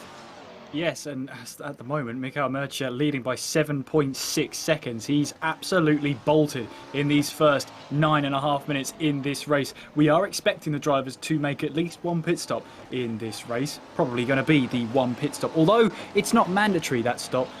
You know, running an hour at Monza on the same tyres and the same fuel load is probably not going to happen. But yes, that's the Bernard Vella then in 2nd place, with the other Vella, Dean Vella, rounding off the top 3. And Dean Vella needs nothing less than a win today in order to give himself a chance of winning this championship. But currently he's just under 10 seconds away. Gianluigi Corrao thinking about a move up the inside of Kirsten Abaya in towards the Rogia chicane, but the door wasn't open that time around, and Corrao has to think twice about it. But it's been a really, really good start for Andrea Rizzo. Abaya momentarily was ahead, but had to use the outer limits of the track to complete the move, and so had to hand back that position. But that's a warning sign for Rizzo there about Kirsten Abaya. I mean, Kirsten Abaya, we saw him win dramatically and emotionally at Lime Rock Park to take his first and only victory of the series so far.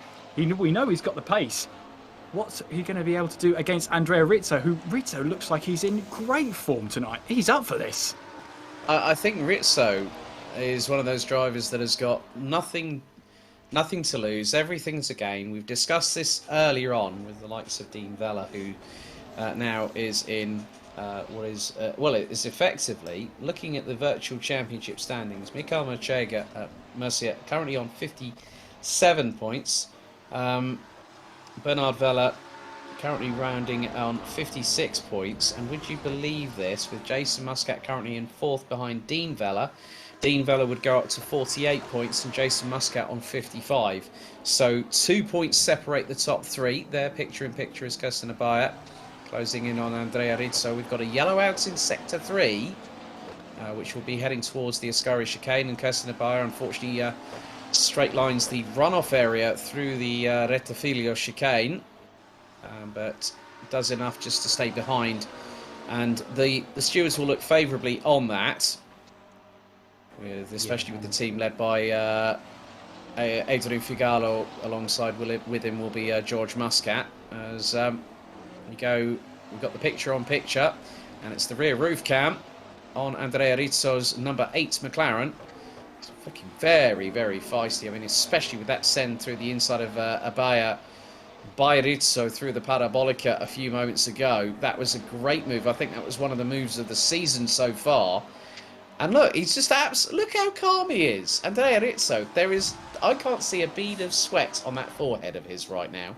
Not at all, and Andrea Rizzo is one of the drivers that doesn't have a sim rig in his home. He needs to come to the World Pro Racing Simulation Centre in order to put the laps in.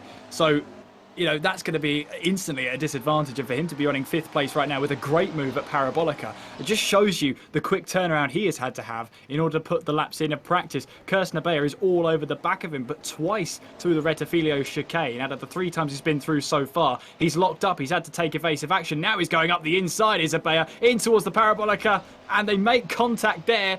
It was the front right-hand panel of Andrea Rizzo that made contact with the rear left panel of Kirsten Abea. I wonder, Alex, how much damage that McLaren will have at a track where you can't afford to lose any sort of aerodynamics. You can't afford any sort of drag towards the car. How critical will that be? Because here comes Gianluigi Corral looking for a move up the inside, leaves his braking lane down in towards the Rettifilo chicane, and he takes away 6th place. I think that's a wounded car for Andrea Rizzo there.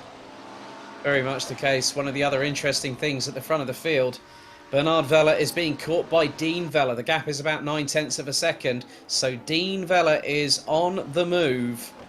And this could again change the championship standings, because this could actually put Jason Muscat up into 2nd position in the championship standings if Dean Vella gets past Bernard Vella. Another yellow out in sector number 3.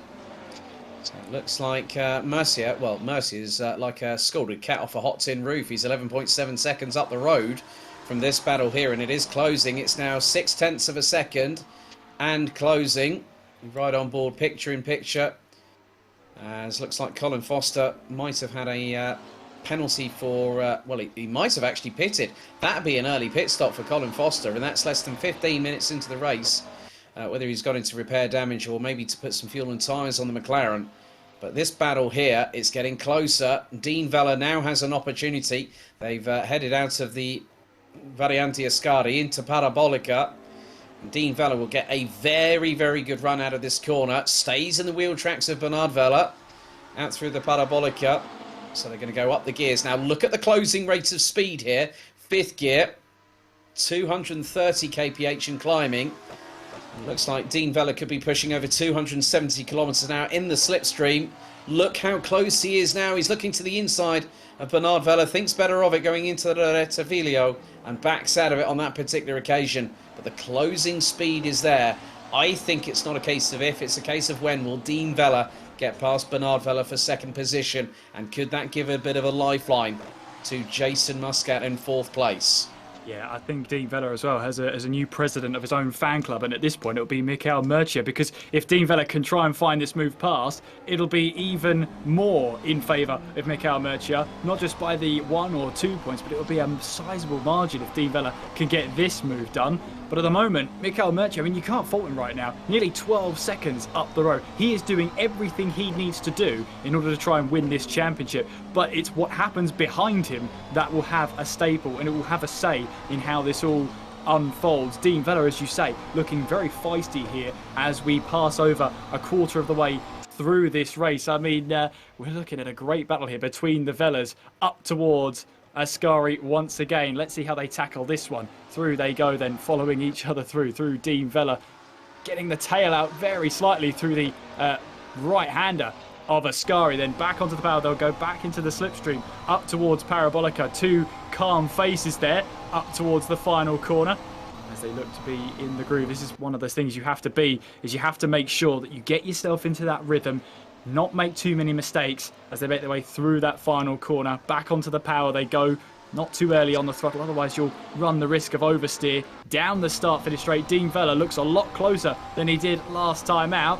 and with a little bit of slipstream, might think about a move up the inside in towards the Rettifilo chicane. He's still closing down towards turn 1 at the 200-metre board, then still maybe thinking about it, but rather trying to fill the mirrors of Bernard Vella. Bernard Vella runs slightly deep into the first part, but it sets him up nicely for the second part of Rettifilo chicane. Dean Vella gets the tail and the back end out, and he's lost a little bit of momentum out of turn 2 through Curva Grande, and Bernard Vella holds on for another lap.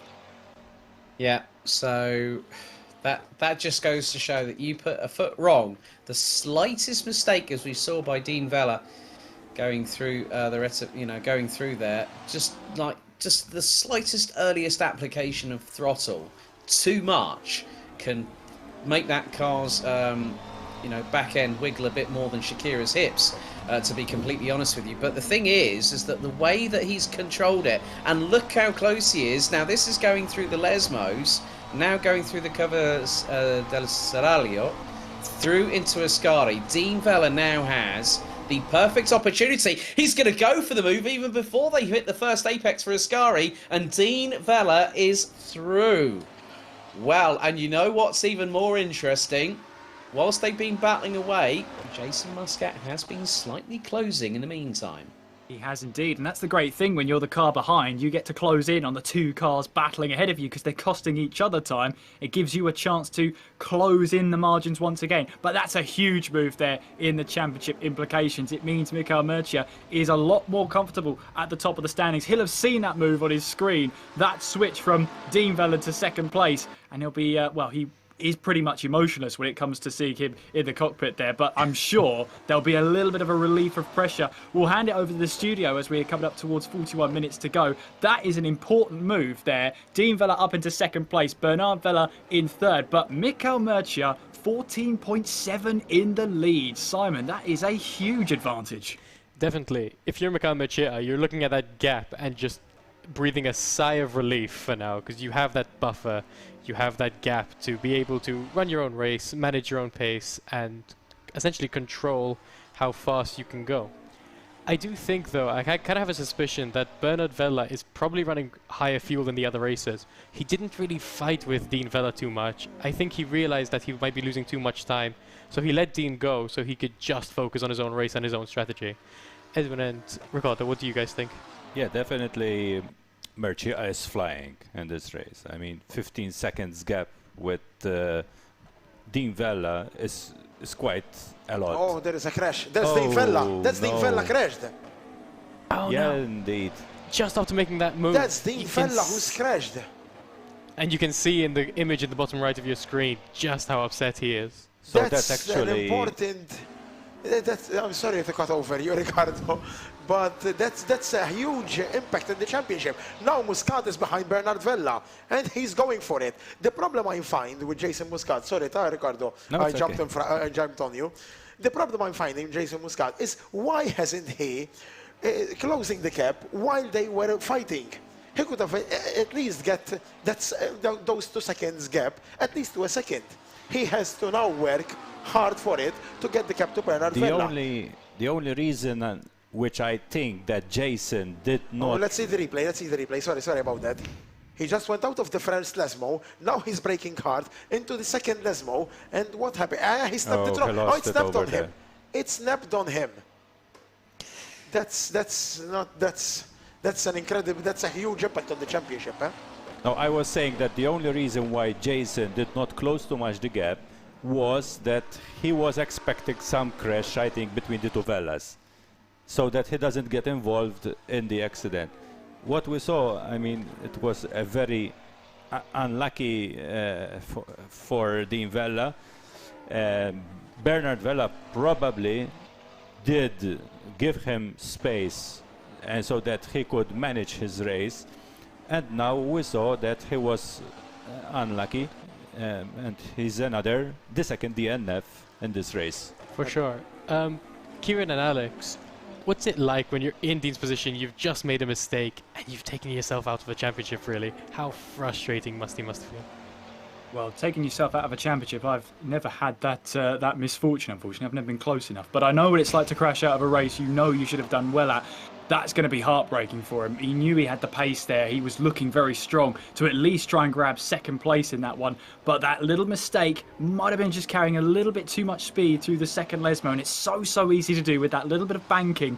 When you get yourself into that rhythm, you start to try and push more and more, but the tyres are always starting to wear out, and unfortunately for him, it snapped on him there. There was no chance. Once it snapped, he was a passenger in that one. Meanwhile, Gianluigi Corrao looking for a move past Kirsten Abey. You'll have seen at the top of your screen there that Kirsten Abey does have himself a penalty. Now, we haven't been informed of that one, so we're going to assume that's a track limit penalty that will be applied to his race. But Gianluigi Corrao here has a fantastic opportunity to try and grab fourth place in this race, in the slipstream of Kirsten Abey down the start-finish straight. He is starting to close then down towards the Rettifidio chicane. You see Kirsten Abea trying to plant his car in the middle of the track, then moving back towards the racing line. Gianluigi got out thinking about a move, but Kirsten Abea has overrun the first braking zone once again, and Gianluigi Corral says, thank you very much, I'll take that P4 away from you. Kirsten Abea is struggling with the Rettifidio chicane. That's the third time we've seen him this race missing his braking point and having to go straight on, Alex. Yeah, but interestingly enough, with Dean Vella's retirement after that off-track excursion, I think it was, yeah, as you and Edwin rightly said, it snapped on him. And I think it was mainly probably because of the fact he put the power down a little bit too early. May have been a bit eager on the throttle. But looking at the virtual championship standings, Michael Mercier currently leads on 57 points from a virtual standings perspective. And then it's a tie between Bernard Vella and Jason Muscat. So Muscat has to finish second to win, and it will be by the narrowest of margins. It will be one solitary point. He has to go for it, and he has to start putting in the hard work now. He's 1.5 seconds behind Bernard Vella, and if Bernard Vella makes a slip up, then Jason Muscat will capitalise, and Merchega will be powerless to do anything about it, as we're about 6.5 minutes away from the halfway stage of the race. That's going to be an important thing as well. That mark has been set. Jason Muscat knows that he's got to have that second place. He needs that second place. And with one fewer car in the rivalry, it's just been handed to him here. This is his chance. The car ahead is for the championship. You never want to wish ill of your rivals, and he'll be gutted not to have battled Dean Vella. But in the grand scheme of things, he's got to focus on the car ahead of him. And the car ahead of him, Bernard Vella, will be for the championship if he can make that move past. 35 minutes ago, just under 36 to go. A 20-second lead separates Michael Mercier and the number 4 car we see of Bernard Vella in second place. And, well, there you go. There's your 3 title rivals right there. They're all in line astern at the moment. Mercier leading the way and has the advantage right now, so long as that championship leader of Jason Muscat remains in third place. It is all to play for, and it's way too close to call, Alex. It always is when it comes down to brass tacks. You know, it's been an 8-round championship. There's been lengthy, there's been hijinks, there's been dramas, there've been penalties handed out, and you know the drivers are really, really under pressure now. And I think it comes back to what Edwin and Ricardo said earlier on when they were in discussion with Simon, that you know you've got to really, really sort of put in your strategy right, and some drivers might be running high fuel loads. Muscat might be just deciding, you know, I'm going to go as long as possible, maybe put a couple of litres of fuel in, stick in a fresh set of tyres. Okay, he might lose that in the pit lane with regards to the time of having the tyres replaced, but then if he decides to do that and stays out longer and does the undercut on Bernard Vella, he's got an opportunity. Now the gap between them is about 1.5 seconds at the moment. So Muscat, I think, is just trying to run his own race. And when a driver normally says, I'm not thinking about the championship, you know for a fact that they are telling porcupines. They're telling you that they're not thinking about it, where in actual fact they are. And it's just about how calm and composed Jason Muscat can be. But then it's also about if he can close in on Vella. And Edwin said earlier, why didn't Muscat close in on Bernard Vella when Bernard and Dean were battling? That's a very, very good point there. And it's whether Jason is looking to extend the life of the tyres as long as humanly possible and get a fresh set of boots, couple of litres of fuel, and go for broke. Yeah, the lower fuel load will be beneficial. See, a lighter car, better handling, but more importantly, less time to reach your top speed, and possibly even a higher top speed at that as well.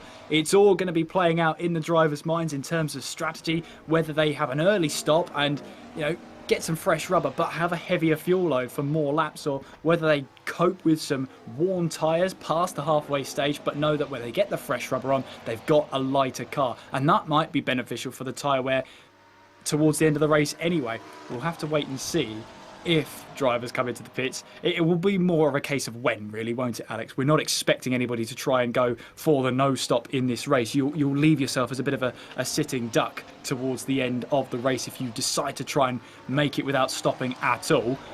And if you're Michael Mercier, of course, you've got a 20-second lead. Now, normally, when you're leading the race, you're at the disadvantage because you're the only driver who can't react on the same lap as anybody else. the fact that he's 20 seconds up the road, well, I don't think he's got to worry too much about the undercut. No, he's just got to worry about that there's no problems in the pit lane. That's what Michael Mercier's got to really worry about. I'd like to hear from Simon, Edwin, and Ricardo about the different strategies that are being employed. I mean, Edwin, you brought up earlier on about the fact that Jason Muscat didn't close on Bernard and Dean Vella when they were battling away for second and third position. But it seems like Muscat's trying to keep himself a bit calmer, isn't he? Yeah, he has that 2 seconds, 1.5 second buffer, and he's just staying there, staying behind Bernard Vella, maybe trying to study him to see where his weak points are, maybe.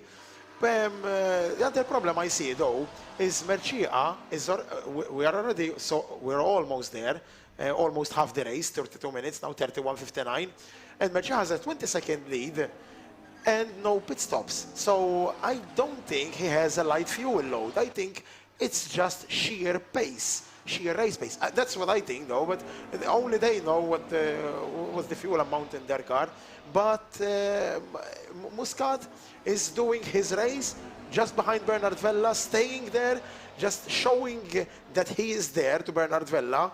I think his tactics will be whatever Bernard Vella does, he does the opposite way. For example, Bernard Vella pits, he doesn't pit and fly a hot lap. Bernard Vella doesn't pit, he pits, Muscat pits, and does the undercut. I think that's what's in his mind. I think he is trying to do the reverse, the opposite of what Bernard Vella does. If I may add on to what Edwin was saying, I think when it comes to Mercia's strategy, even if he is running lighter fuel and he does need to spend longer in the pit lane to refill it, I can't imagine he'll lose 22 seconds on extra fuel when the other cars have to pit as well. He may lose 10, at maximum 15, but 20 seconds is a long time to be refilling. If nothing happens to Mercia, he's gone. He's gone. 22-second gap, he's gone. And I don't think he has a light fuel load as well, because half the race in, and he didn't even stop once. I don't think he has a light fuel load. I think it's just him showing what he can do. As we're saying that, Jason Muscat, I think, ran a bit wide in the first corner. That's what I'm just looking at the monitor now. I think he just went a bit wide. That's a telling sign. It's either maybe the tires are a bit worn out, or maybe just him making a mistake. I don't know. It could be. Kieran and Alex, when you're driving these cars and your tires start to wear, how different do they handle compared to like the start of the race or on fresher tires? There's quite a different parity between, when you've got fresh rubber on the cars, you've got that layer of bitumen, that initial chemical that the car will burn through in the initial phases. But when you get towards the carcass of the tyre, you'll get the marbling, you'll get the graining, the degradation over time, and that'll depend on quite a different amount of factors. The weight of the car, including the fuel load, that'll also include how hard you've been pushing those tyres, whether your setup has been conducive to it, whether the pace has been respective of how hard you're pushing. And you're going to see that the cars at the back end are going to be slightly loose, but hang on a second, we've got rain. The wipers are on, this has changed things, and I think we're going to have wet weather tyres put on imminently because Bernard Vella and Mercier's in the pits. Mercia in then from the lead, and will that be for wet weather tyres? Well, it is starting to rain, but are we anywhere near the crossover point? We'll have to see. Yeah, you can definitely see it is starting to rain out there as we make our way on towards the start-finish straight. So Mercia, who's just into the pit lane, well now, what tyres will he emerge on? Because Bernard Vella's just gone past, clearly comfortable that the dry tyres are the way to go. And we'll be able to see Mercia relieving the pit lane very soon. But we'll, of course, drop down the order as he's in the pit lane. But, well, for Mercia then coming into the pit lane, well, what tyres is he going to emerge on? And how quickly will this rain change the surface of the track? There is Mercia in the pit lane right now. The wipers are going frantically on the front of Bernard Vella's car. Look, they're at full speed. There's Jason Muscat. Mercia's been in the pits for nearly 46 seconds. So what they're trying to do, I mean, he's still in the pit lane at the moment. So he's coming towards the end of pit lane. I'd like to see where exactly Mercia is coming through. And there he is, coming out of the pits. The wiper's on full chat. What type of tyres does he have on? So now, that was a 45.7 second pit stop. So I would imagine that's probably new tyres So that'll be the wet weather tyres, plus also maybe a little bit of additional fuel. And what that will also mean is that Murcia will have enough of a reserve just in case things get a bit hairy. And now with 27 minutes and 40 seconds to go, you know what this means? This is where things get interesting, folks, because looking at it from this perspective, so Murcia now down in 6th position. That's 3 points. Bernard Vela, 10 points. That puts him on 50. I can't believe I'm saying that. That puts him on 58 points. Okay, Jason Muscat, effectively now, that puts them on a tie. And on count back, if these two chance it, they're both going on for another lap.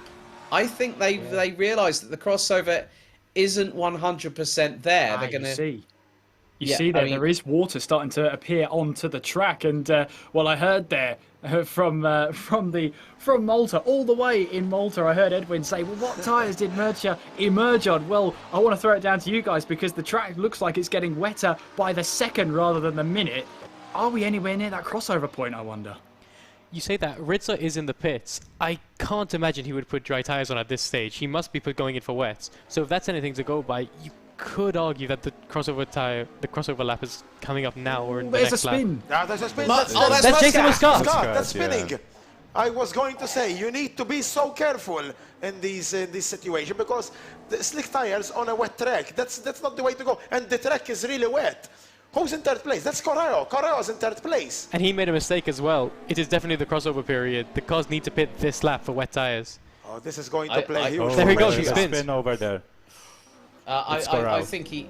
Yeah, sorry to cut across you guys. I think that both Vela and Muscat should have pitted the previous time around when they were about to cross the finish line.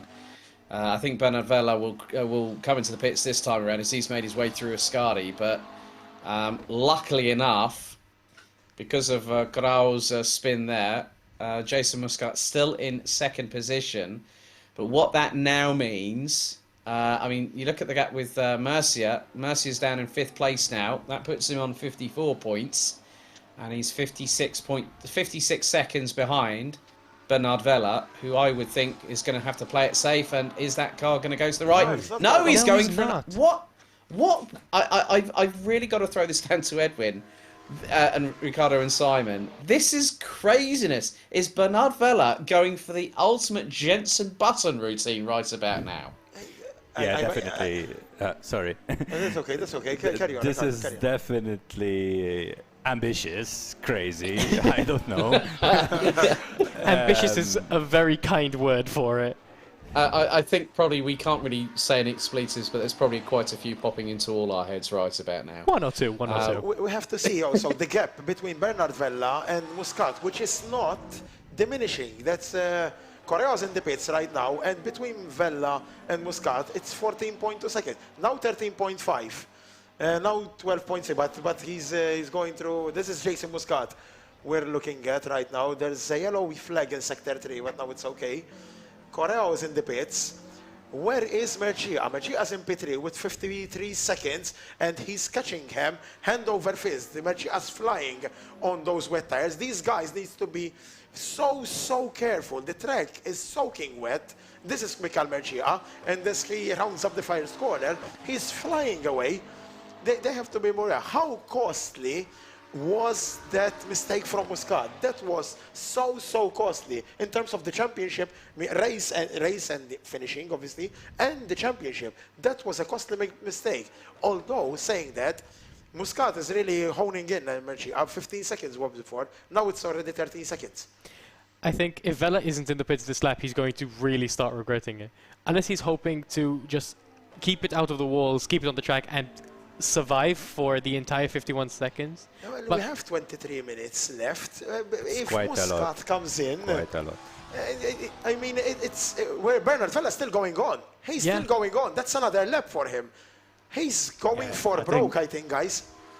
Yeah, I think he's realised now that he's missed that window where he could come in and get some fresh tyres on. He's now rolling the dice. So too is Jason Muscat. They've realised now the only way they're going to beat Murcia is if they don't pit. If they pit, they're going to lose so much time and be on the same tyres as Murcia. He's going to be able to build that lead up again. They realise now that being on dry tyres on a wet track is literally the only way they have a chance at this championship. If you hadn't had a chance to grab the popcorn, I think this is your last chance, because as we've seen with Jason Muscat, it is treacherous out there. But all the credit so far to Bernard Vella. He is driving absolutely superbly out there. He's keeping that gap to around 52 seconds, and if we look at him, he looks calm, he looks composed, and even on the wrong tyres at the moment, he looks like he's absolutely flying.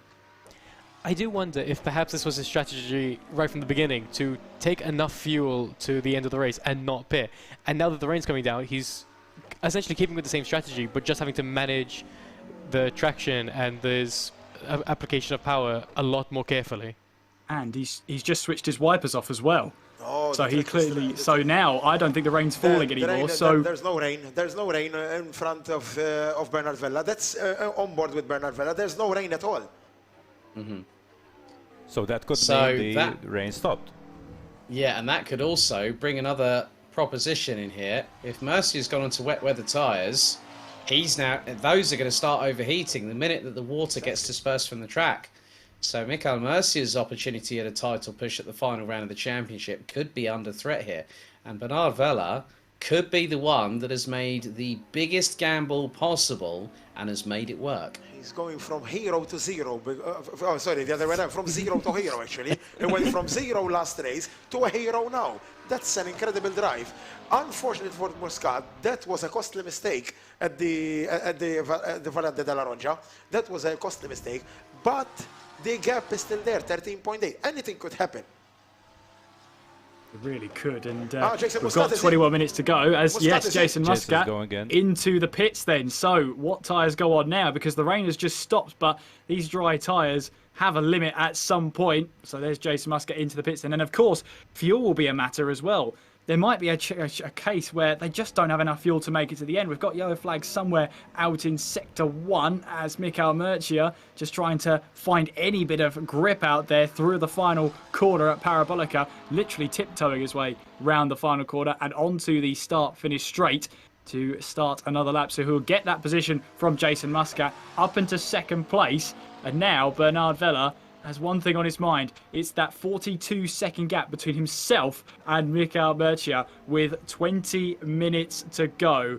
Alex, this could go either way, but at the moment, I mean, you can't take anything away from that number 4 car of Bernard Vella, driving superbly on tyres that are not suited at all for these conditions. All Murcia can do now is put everything behind this, qualifying lap after qualifying lap, to try and catch Bernard Vella. In theory, he's on the better tyres, but it has stopped raining. There's still a lot of standing water out on the track, though. Yes, and with that, you know, you look at the gap now, it's climbing down. It's now under 39 seconds, so it was at one point. There's Kirsten Abai, again straight lining the Variante del Retafiglio. And here comes Andrea Rizzo, who earlier on in the race put one up the inside of the number 3. And now Jason Muscat is out of the pit lane, still in third position. So at the moment, as the way things stand, Bernard Vella leads virtually the championship by 2 points.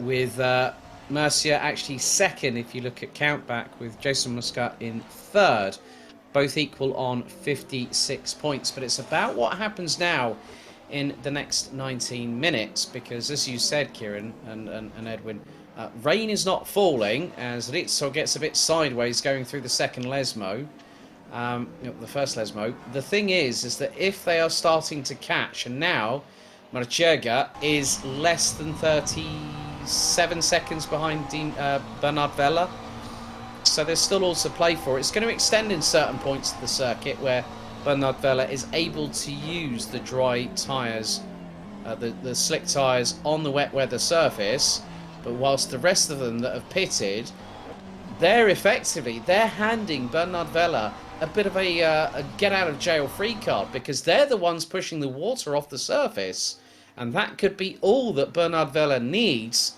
to sew up this championship on the final race. And considering the fact that he won the season opener, he won at round 5, And if he wins here, that's going to put him on a total of 58 points as well. Oh, sideways again from Andrea Rizzo, but he caught it. Well held, good sir, coming out of the Parabolica. Well held indeed. And well, I think as well, with Bernard Vella leading the way by just over half a minute, the question remains is that is there enough time for Murcia to close down? As you were saying, how much water gets cleared from the surface? Well, we saw in the practice session, we joined with about a couple of minutes to go, and that water really wasn't shifting in that last 10 minutes. So calls into question, well, how quickly does this track dry up? We saw it in practice, not very quickly. Is Rizzo on slicks? I think Rizzo's on slicks. I think Rizzo is on slicks and the Bear is on wets. That's why this tussle is so heating up. As we see now, they're going down to the Variante della Roggia with braking hard now. Kirsten Beyer still in P4 and Andrea Rizzo in P5. Andrea Rizzo's driving beautifully today as he comes out of the corner to the first Lesbos. Beyer thinks he's going to defend the position in P4. Still Rizzo in P5, Beyer in P4. Now coming to the second Lesbo. I think Rizzo is on slick tires. That is why he's looking so feisty. Look at the acceleration from Rizzo. He's side by side with Beyer. Beyer knows he's there. He's turned to the left hand side. Rizzo on the right hand side. Up to the Variante Ascari. Let's see who's going to break first, and I think Rizzo might have this one. Beyer, might have this one covered because he's on the inside. Beyer tries to switch back. He doesn't succeed in this particular moment. But still, look at the Beyer sideways there. Rizzo, it's just an amazing battle, eh? Coming to the Parabolica once again. Rizzo is on slick tires. That is why he's having so much better acceleration than a Beyer. One of the interesting things, Edwin, is the fact that Andrea Rizzo has not got the wipers on when right in the slipstream as he goes wide coming out of Parabolica. That was wide and then some. They both went, the back ends both went twitchy on both cars, but Andrea Rizzo makes it through and Kirsten Abaya right on the number 8's case down the start-finish straight. Yeah, it was all four wheels out the track. I know. That's track limits abuse and then some, but that'll be one of his pings. And Kirsten Abaya again. That seems to be an Abaya special. I'm sorry to say that. Kirsten just doesn't seem to have any luck into the braking zone, into the Variante della Filio. But at least he gets things back up and running again. But in the meantime, Bernard Vella is being closed in on by Michael Murcia. And Murcia's got the gap down to 24 seconds. Muscat is now 58.5 seconds behind Bernard Vella. So there is an opportunity here that in the last 15 minutes, how long can the number 4 McLaren of Bernard Vella hold on for? That's the big question. Well, we must hand it over to the guys down in the studio as well. Simon, want to start with you. With less than 15 minutes to go, 3/4 of the way through, 24-second gap between our leaders as we see Corral and Abaya battling for position. Corral going up the inside in towards the second Lesmo. Not normally an overtaking opportunity, but don't tell Gianluigi Corral that because he's secured that move for 5th place. A nice move there from Corral to move himself up a position. So Simon, 22.6 now with 15 minutes to go. Is it possible for Murcia to catch Vella? It's really difficult to say, especially, the more the track dries, Bernard Vella is going to come back into his own, come back into his speed. And Michael Murcia's tires are going to wear. He's going to start burning through his fuel and burning through his tires, and he's going to lose this pace that he has right now. But, having said that, in this span of while I've been talking, he's pretty much gained 4, if not 5 seconds. It is definitely possible. I think what we might see is Michael Murcia will definitely catch Vella. It's a question of if he has the pace to get past after that. And Ricardo, I just want to ask you this question. Which driver would you prefer to be right now? The driver leading the race but on the wrong tyres, or the driver in second place on the right tyres for now? Oh, definitely I would be the second driver with the right tyres. I hate it when I know that I have someone chasing me and knowing that I'm like a sitting duck over there waiting for the attack to happen. As it stands right now, I think that Vella eventually might have to pit. I don't know whether he was aiming for a full race without pitting, but as we can see from the lap times, Murcia is closing down lap after lap. So, but as we know also that Vella with second place, if I'm not wrong, will win the championship. So maybe this was a calculated risk for Vella. Yeah, and these are all these strategic choices being made that we don't get the luxury of seeing as Jason Muscat lights up the rear tyres very slightly going through the second part of Ascari. There is Andrea Rizzo. Alex, P4 for Andrea Rizzo so far in this race. He is absolutely loving it out there right now. And now that he's brought that car back into the pits, they've managed to fix that car. It looks as good as ever, and he's much more comfortable, looks a lot more at the pointy end now. All I can say to Andrea Rizzo is bravo, bravo. Well done, good sir. I mean, absolutely. I think the drive of the evening, it has to go to Andrea Rizzo. You know, okay, yeah, granted that Bernard Vella is leading the way, but Andrea Rizzo, you know, having the opportunity to fight against some really, really well-recognised Maltese sim racing talents in an environment that is very much unfamiliar to him, but also in a car that up until this season, you know, up until the Malta National GT3 Championship brought sponsored by Enemed, you know, Andrea Rizzo was a guy that we didn't really know of. Now we know of this driver, and this driver will be one to watch, I'm sure of it. And not just in Malta, but maybe if he gets the opportunity to get a sim rig at home, Andrea Rizzo could be one of those drivers that we have to watch ourselves about in the weeks to come, because he's done an absolutely brilliant job. And in the meantime, with 11 minutes and 20 seconds to go on the clock, Michael Murcia is less than 12.5 seconds behind Bernard Vella. The gap between Vella and Muscat has now dropped down to 45.5 seconds. So it looks like the Jaws music might need to be played imminently, but off stream, because otherwise we'll be hit with a copyright strike on that one.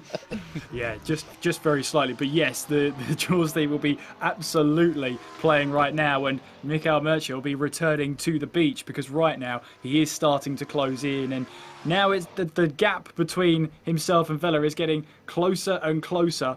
And there's the more chance now that Murcia will catch Vella. The only thing is now, will he be able to overtake him? And how will the track evolve going into the last 10 minutes of this race? There is Murcia then trying to fight the car, then it wants to snap on him going through the second part of the Rettifilio chicane, then through Curva Grande, that banking, that very slight banking towards the apex there, allowing you to just keep your throttle pedal pinned down.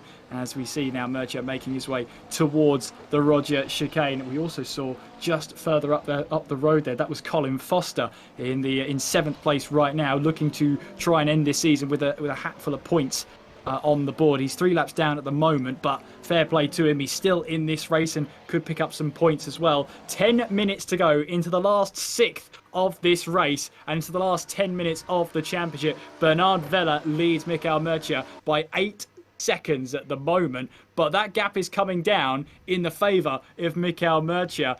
R3 in Malta, I mean, your predictions please. Can Bernard Vella hold on, or is this Michael Murcia's to win? I think we're going to see a last lap, a final lap battle as well between Murcia and Bernard Vella. Bernard Vella doesn't care a thing, actually, if he wins or finishes in P2, as long as he wins the championship, which he might. Obviously, we have still 9 minutes to go, so but he might win the championship, even in P2, obviously, and he might win it. But although, having said that, Murcia is really honing in on Bernard Vella. He's 5.6 seconds, and I think we could see him in the background. No, we can't. That's Foster there. There he is in the background. He is catching hand over fist, Bernard Vella. Definitely, you know, the gap is now down to 6 seconds. But if my very quick math is correct, Alex will have to correct me. If Michael Murcia gets into the lead, he will win the championship. Second place is not enough for Bernard Vella. It will be enough for Jason Muscat, but it's not enough for Bernard Vella. He needs to win the race. Yeah, yeah, spot on there, Simon, because it's at the moment Bernard Vella, virtually speaking, is in the lead of the championship with 58 points. Murcia, if he gets past, will get another 2 points to his credit, and then it will switch back to being even Stevens between Jason Muscat in 3rd and Bernard Vella in 2nd in the championship standings. And you can see now, I saw a little look to the right-hand side, because Bernard Vella now knows he's got a very quickly closing Mikel Murcia on his case, and the gap now less than 3 seconds. The track Oh, is this is getting tight, isn't it? Yeah, I think that in a couple of minutes we'll see some nice action between Murcia and Vella. That's it, and we go on board right now with Mikel Murcia through the back straight here under the bridge, and we go to the Variante Ascari. Let's see how he brakes here. He brakes really good here. The problem is for Murcia, he has Foster as well. Those blue flags need to come up now, actually, because Foster needs to get out of the way so that Murcia and Bernard Vella can battle it on. We still have, what, 8 minutes of racing? 7:22 minutes of racing, sorry about that. And even Foster is honing into Bernard Vella. Bernard Vella lost all pace. He's been on those tyres the entire hour. They must be right down to the metal and grit. It's going to be so difficult for him to hold on to it. 1.3 seconds the gap now. Murcia is there, and he has 7 minutes to plan his attack. Yeah, Foster will get in the way a little bit, but I can't imagine Foster will be too much of a hindrance, especially if Foster's going to challenge Bernard, as it looks like he's about to do. That's right Foster now. up the inside. Foster up the inside of Bernard Vella. He's going to unlap, or one lap actually. He's going to unlap. No, that's a blue flag. That's a blue flag. That's a blue flag. Okay. That is very respectful from Foster. He can see the battle going on at the lead, and he doesn't want to get involved to ruin it. So fair play to him. Look at the gap now, eh? Look at the gap. It's half a second now, and we're going to go. That's it. We're going to go to the Variante Alta with Bernard Vella on P1. Mikel Murcia on P2. He's going to look to the left-hand side. There he goes now. Mikel Murcia braking hard now. Bernard Vella still in P1. Mikel Murcia P2. This is the Variante della Roggia. We have a great exit there by Mikel Murcia. He looks to the left-hand side, up to the inside. First Lesmo, braking hard, and there he is. That's a good one. That's a really good one. He's sideways as well. I did see that. He nearly lost it there. That's an amazing overtake. That's an amazing. So Mikel Murcia P1, Bernard Vella P2. Great overtake. That is the move for the championship. And look at Foster getting now challenging Bernard Vella. I think he knows that. I think Bernard Vella knows that he doesn't in it anymore. He doesn't have the pace. He doesn't have the tires. Mikel Murcia, all he has to do is drive it home. He has 5 minutes to just not bin the car. Well, I bet Vella there will be hoping, or was hoping that it would be a 54-minute race rather than a 60-minute race. He might have been able to just about hold on, but you're absolutely right. On 55 minutes on those same tyres for Bernard Vella, they must be screaming in agony at the moment, and especially when they're being asked to try and get through this wet weather, this treacherous track. It's going to be in the hands of Mikel Murcia. He's got 5 minutes now to try and just keep it on the island now and get this checkered flag. If he does that, he will become the champion.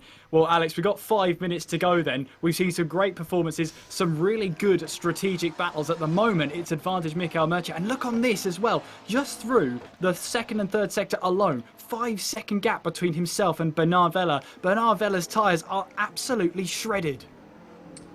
Yeah, I think you know, you can see there that Bernard Vella's just going to try and bring it home. I mean, effectively, well, we got yellow in sector 1. Oh, Foster's gone off the track big time. Yes. And that was heading out of the Rettifilio, so not good for Nick Foster. He'd done all that lovely bit of work to get past Bernard Vella, and then all of a sudden threw it away going through into the Variante del Rettifilio.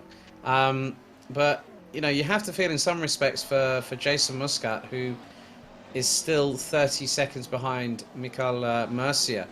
And what this means is that effectively the championship will be decided by 2 points. Because effectively, no, hang on a second, 1 point. 1 point. That's what covers the top 3.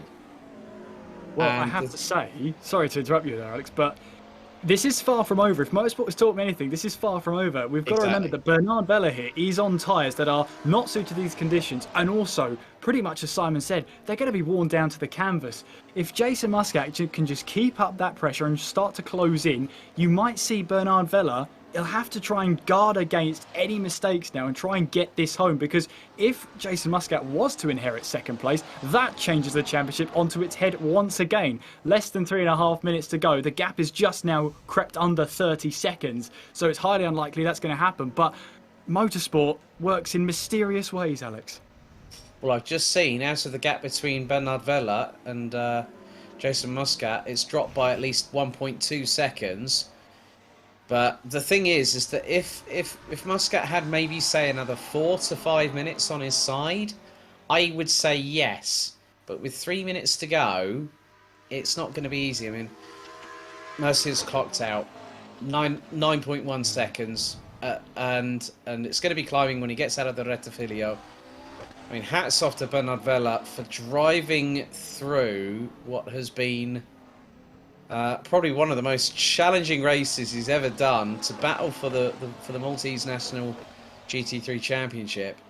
And now Mercia's up the road by 11.2 seconds. It looks to be game over, unfortunately, for Bernard Vella and Jason Muscat. And Muscat was coming into this with a 2-point advantage over Bernard Vella, and it's now going to end up being that Mercia, with the way things standing, that will be 4 victories, and that will be 57 points to the number 11 at the end of the championship. Bernard Vella would take second based on countback because he's got 2 victories to his credit at the opening round and round 5. And Jason Muscat at Loch Drummond last time out took the victory, but it won't be enough because he'll end up P3.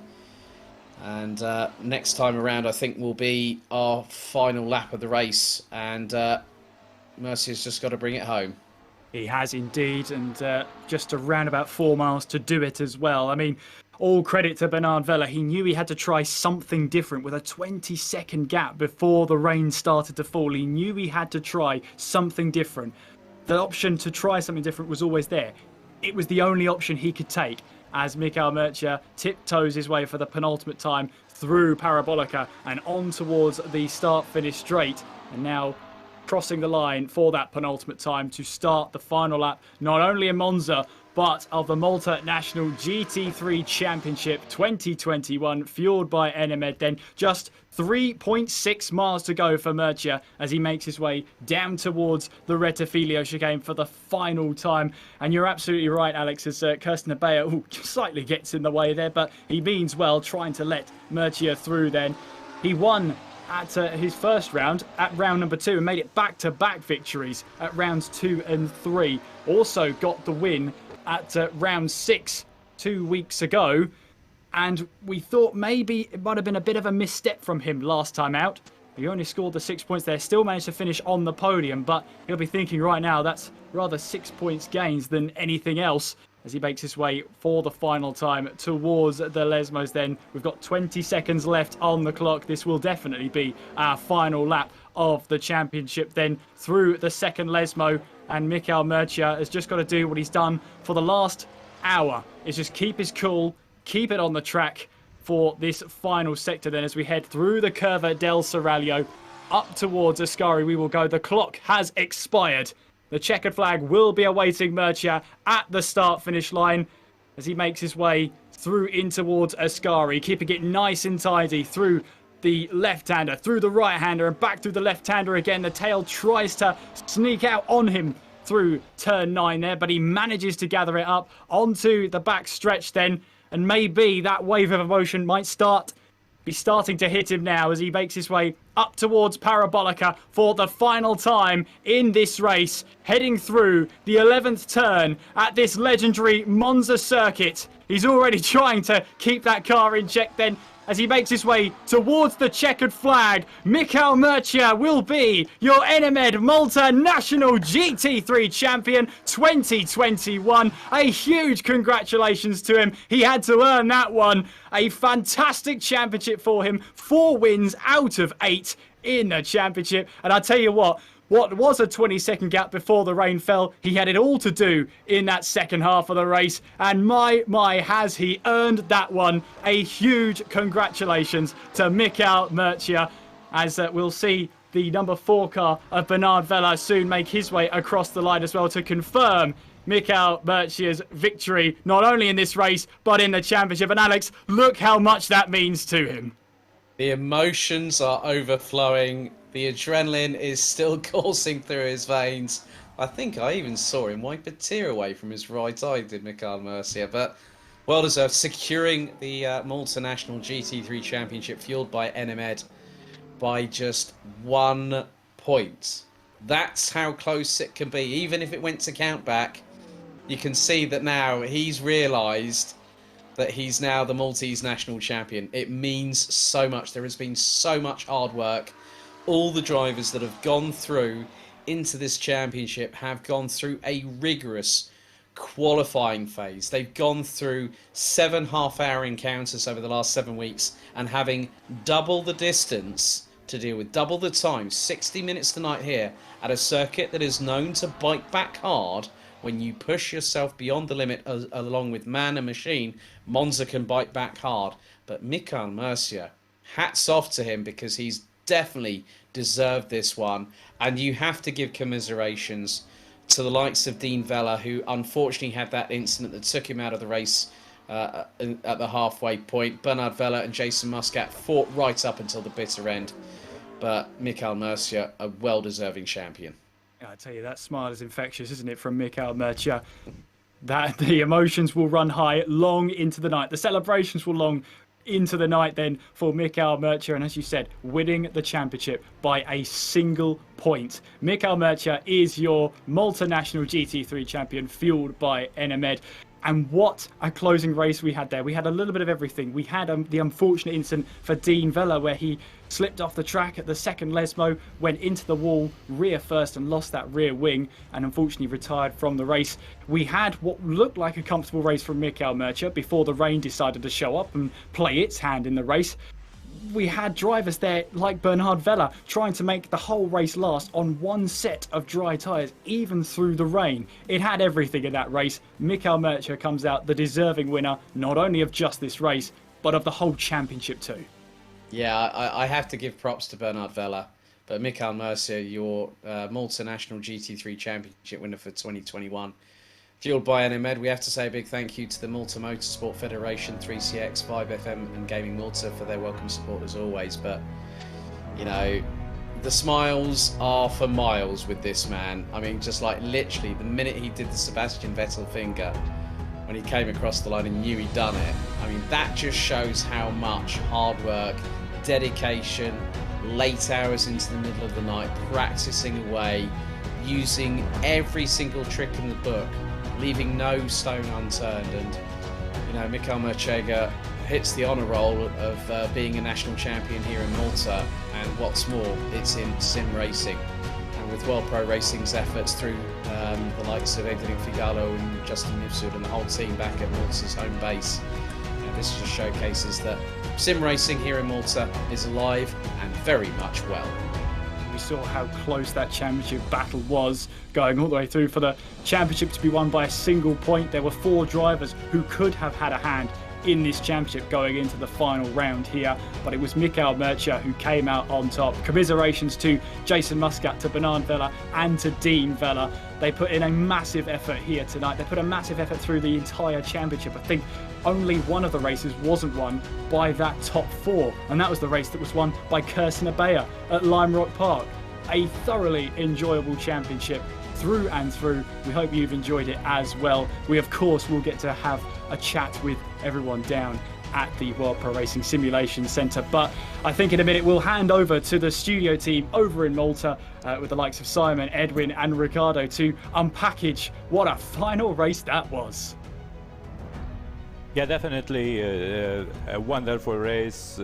Michael Mercier today showed what a driver he is. I mean, since the start he was leading the race a huge gap, I would say. A gap which of course handed in both winning this race and also the national championship, which is, I think, something noticeable. What do you think, Simon? Definitely. And you know, we talk about that gap. On its own, it wouldn't have been enough. He needed to drive every lap spot on. You know, he had a massive gap to almost a minute gap to Bernard Vella after the pit stop phases, and he just kept going. Every corner was perfect. Every lap he just closed in by almost 10 seconds. He drove so well, and he fully deserves this win in both the race and the championship. Yeah, definitely. Consistency is a crucial factor in these races. Edwin, your comment? What amazes me is what's staggering actually when you have Michael Mercier out, that we all thought that he made the wrong decision. We all thought of it. We thought that he made the wrong choice. by pitting for wets, and then all of a sudden the wipers were switched off. We all thought of it. We thought that his race was over actually, but he fought back. 53-second gap or whatever it was, something like that. He fought it back, passed brilliantly actually Bernard Vella, and won the race. What an amazing, a truly amazing drive by Michael Mercia. That's an amazing achievement. I have to agree with you 100%. And also, we have to give as much congratulations to Bernard Vella. He drove at the wheels of that car, quite literally. They were on there for over an hour. But like, he managed to control the car where so many drivers had spins and had accidents in the wet. He just didn't. He knew how to control his car perfectly, and unfortunately it didn't work out for him. He couldn't keep that lead. But the effort is well worth the congratulations and well worth praise. The one disappointment was, I think everyone will agree with me, is Jason Muscat. For sure. Where was Jason Muscat at the end of the race? 30-second gap. He was with the same tires as Michael Mercia. He just didn't have the pace throughout the whole race, either if it was dry or wet. His race pace was nowhere today, Jason Muscat, unfortunately for him. Towards the end, he was catching Bernard Vella. I do think that without the spin, he would have gotten in second place, and that would have secured him the championship. So it's one of those things where he's going to be kicking himself for that one tiny mistake. And it's a very easy one to make. You lose the rear end out of, I believe it was the second chicane, and end up in the gravel. It's not a difficult mistake to make, especially in the wet, especially on dry tires. He just lost that. He lost concentration for that fraction of a second, and that cost him everything today. It was a costly mistake, even for Dean Vella. Absolutely. A costly, really grave mistake, actually. Just these cars, they tend to bite you. As Alex said, this track could bite, and it did. It bit Dean Vella really hard, actually, because he was there fighting for the championship. Also, allow me to correct me if I'm wrong, but I think we did not see one mistake from Bernard in his driving. No, as far as I know, there were no mistakes. He was very good. Obviously, you know, you're not going to be perfect every single quarter. I think there was, the only thing coming to mind is one tiny moment of him running wide into the second chicane, but he didn't lose anywhere near enough. He didn't lose anywhere like a significant amount of time from it. It was a mistake, but not a. You could make that mistake anywhere, and it wouldn't really matter unless you're at a battle, you know. So, as you're saying, he drove so well, absolutely everywhere he needed to be. Was it enough? No, but to go into that race knowing and confident in the fact that you can make it to the end, with the understanding that pretty much all the other competitors are going to pit, that is bold. And he pulled it off so well. Yes, I fully agree.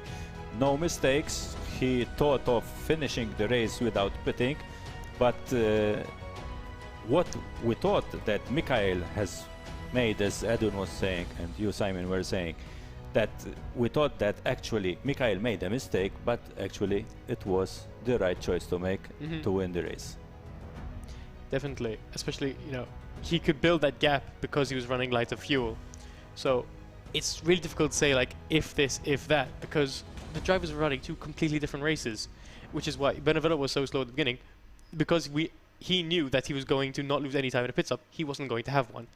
Michael Mercia knew he had to be fast coming out of the pits because he had a minute to make up. I think without the rain, we would have seen a very different race. I think. Yes, definitely. And as you rightly said, Simon, Bernard Vella, he tried something different. He tried to fill up the car with fuel, fully with fuel, full up, and he tried to finish the race with just one set of tires, which, in my opinion, that's the only mistake he did the race. And I tell you why. Because during all the races, half an hour race, we always asked the drivers about the tire life and how were the tires. And what they all of us said, the tires were shot. All of them said the tires were gone. Sheldon Scott Muscat, one of them, he always told me the tires were shot. I had a big vibration. So they knew that in a 30-minute race, the tires were shot. That's the only mistake I think Bernard Vella did, that he ran the whole race with just one set of tires, even though we all knew, and I think even he knows, that the one set of tires isn't enough for the whole race. That's the only mistake. But other than that, he drove brilliantly with those set of tires in the rain. But Also, we don't need to discount drivers like Rizzo. Oh, what an amazing two amazing overtakes that he did on a Bayer. One on the outside, yes, maybe it was a bit questionable with 4 wheels of the time. We have to take a look at it actually, but at that moment it looked brilliantly, and even on the one sending it into the parabolic on the inside, that was brilliant. Definitely. That was amazing. 2 incredible moves, and I believe he finished P4, which would have secured him the championship lead in his battle with Corral and Foster. Exactly. A great drive from him. I think even Corral, like, props to him, we saw him do some amazing overtakes. Obviously towards the end he had a spin, I don't know how much that would have cost him in the end, but those 2 drove incredibly well, especially to beat out someone like Esnabeya, who has a race win in the series. He's not a slow driver, and we've seen from Lime Rock, he can defend. His defensive skills are impeccable. So to make those 2 moves, as you're saying, are really, really well done, and he deserves every inch of credit for them. Yeah, even I have to agree with you that Rizzo today did a great race, but okay, I don't want to sort of remove any merit, but let's not forget that he had nothing to lose. No, of course. Definitely. He just went all out. Whatever happens, happens. He's not in the fight for the championship. But he was brilliant. I'm not saying that he did not have a brilliant. He was brilliant. Absolutely. I was a bit disappointed with the Bayers always missing the braking spot. I mean, that could have been... I think that shows more to how challenging the conditions were, with the race and with everything. Definitely. Also on his tires and everything. I have to admit that particular braking point is difficult even in the dry, not to mention the wet. Definitely. But the Bayer's tactics in first corner are, well, not questionable, are a bit laughable as well, because he's always went wide there. Okay, I think those have been our opinions on the race. What an incredible race it was. Kieran and Alex, back over to you. How did you think? What are your final thoughts? I think it's a shame it's all over. Where do you start? Where do you start? I mean, it's crazy. I think, I think Bernard Vella has really, as Edwin said, should have changed tyres. If he'd have done that, he would have been in striking distance of Mercia, and we could have seen him run to the title. However, that was not the case. I mean, it is what it is. We've got a winner. We can look back at it as much as we like, but Michael Mercier is the champion. I think hindsight is 20/20 as well. You know, it's obviously it's nice to look back and think, well, maybe he should have done this. But I think in that moment, 20 seconds down on the race leader, he knew the strategy of, well, I'm fueled to the end. I want to make these tyres last to the end, and I think that way, that's the only way he thought he could win the race. And the way you're going to beat Mercia, especially with a 20-second lead, is trying something different than what Mercia did. And fair play to Bernard Vella, he did that. And if it was a 54-minute race, it would have worked perfectly. Unfortunately, it was the last 6 minutes where his tyres were absolutely gone, really. There's nothing we could really describe that would benefit the tyres at that point. As Edwin was saying down there, after 30 minutes we've seen in previous races, we've seen them that the tyre wear is not good at all. They're, pretty much worn out by that point. So the fact that Bernard Vella tried to make them last the whole race, it was ambitious and it almost worked. It was 6 minutes away from working. We'll hear very shortly from the drivers, and I'm really interested to see what Michael Mercia has to say about that. But before we do, Alex, I mean, you've come through into the championship finale and you've been treated to an absolute world of a race. To be honest with you, Monza never seems to disappoint at all, Kieran. Never disappoints. I've commentated on it, virtually speaking. It is one of the circuits that is on my bucket list to be there alongside the Tifosi for the Italian Grand Prix. And hopefully everyone who is there this weekend enjoys the spectacle of the 2021 Formula One World Championship this weekend in Italy. It's a great place for sports cars. I've commentated on it virtually so many times. And tonight was no exception. It provided so much bang for your buck, and it was a real pleasure to be here for the finale here, Kieran. Absolutely, and we've crowned our winner in Michael Mercia, and by your maths there, Alex, which are much better than mine, by that single point. And that's always the good thing about having a piece of paper to your left-hand side. That's how old school it is when you're working out points. It needs to be old school. Sometimes old school is the way forward, you know? You could have all these fancy graphs, you could have trying to work it out in your head, but nothing beats a good pen and paper to keep a track of what on earth the points are doing. And in that race, we had Dean Vella maybe shaping up the championship in that one, you know, all sorts. Well, we are going to head down to the World Pro Racing Simulation Centre. I believe Davinia is with Jason Muscat. Hi Kieran, it's Yaz. I'm joined with Jason Muscat right now. Jason, you placed third. How are you feeling about that? Honestly, I'm disappointed. But you know, that's racing. I did my best. Unfortunately, I believe today that single spin in the middle of the race cost me the championship.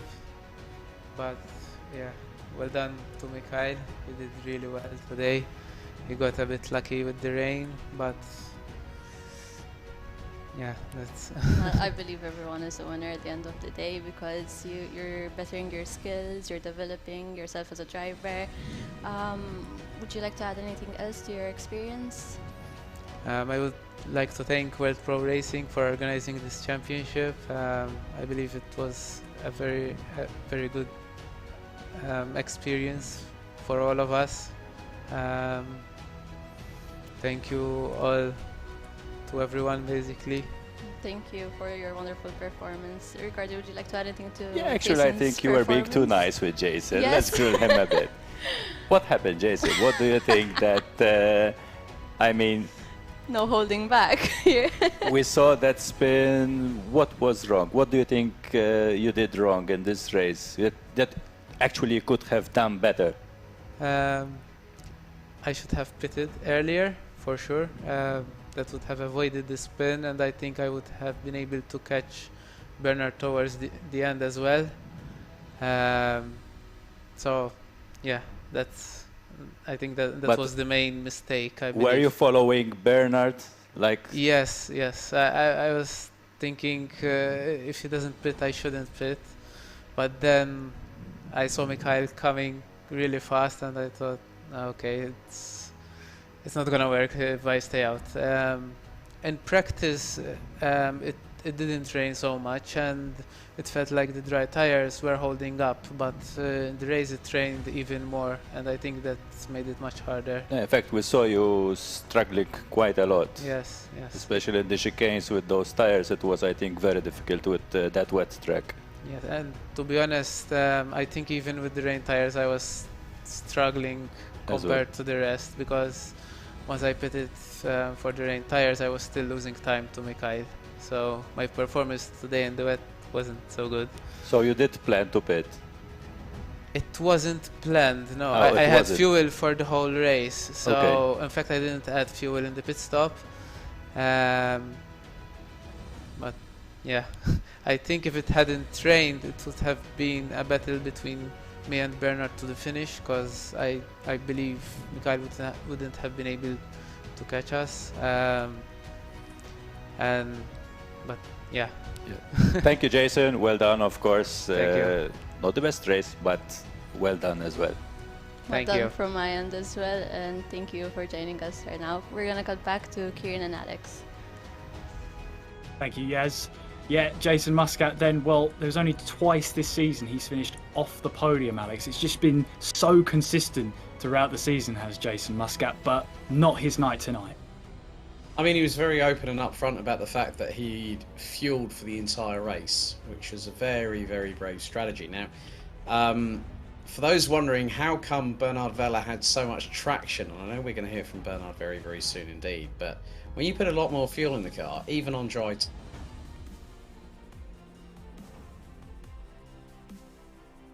help in some sort of respects there as well.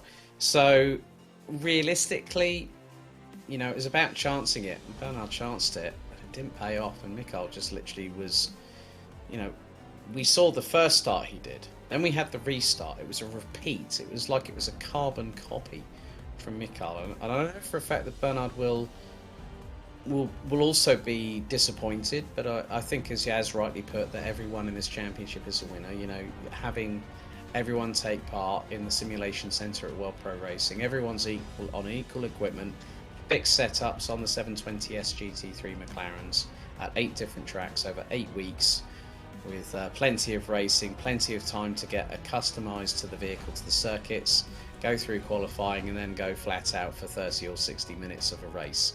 So realistically, you know, Mikael Machega is our champion, but it's the winners of everyone's a winner in this championship, and also one of the biggest winners is one of the biggest federations behind it, the Malta Motorsport Federation, and by their instinctiveness and to back this championship, I mean, we also have to say a big thank you to Enemed, Gaming Malta, 3CX and Vibe FM for being on board with it as well.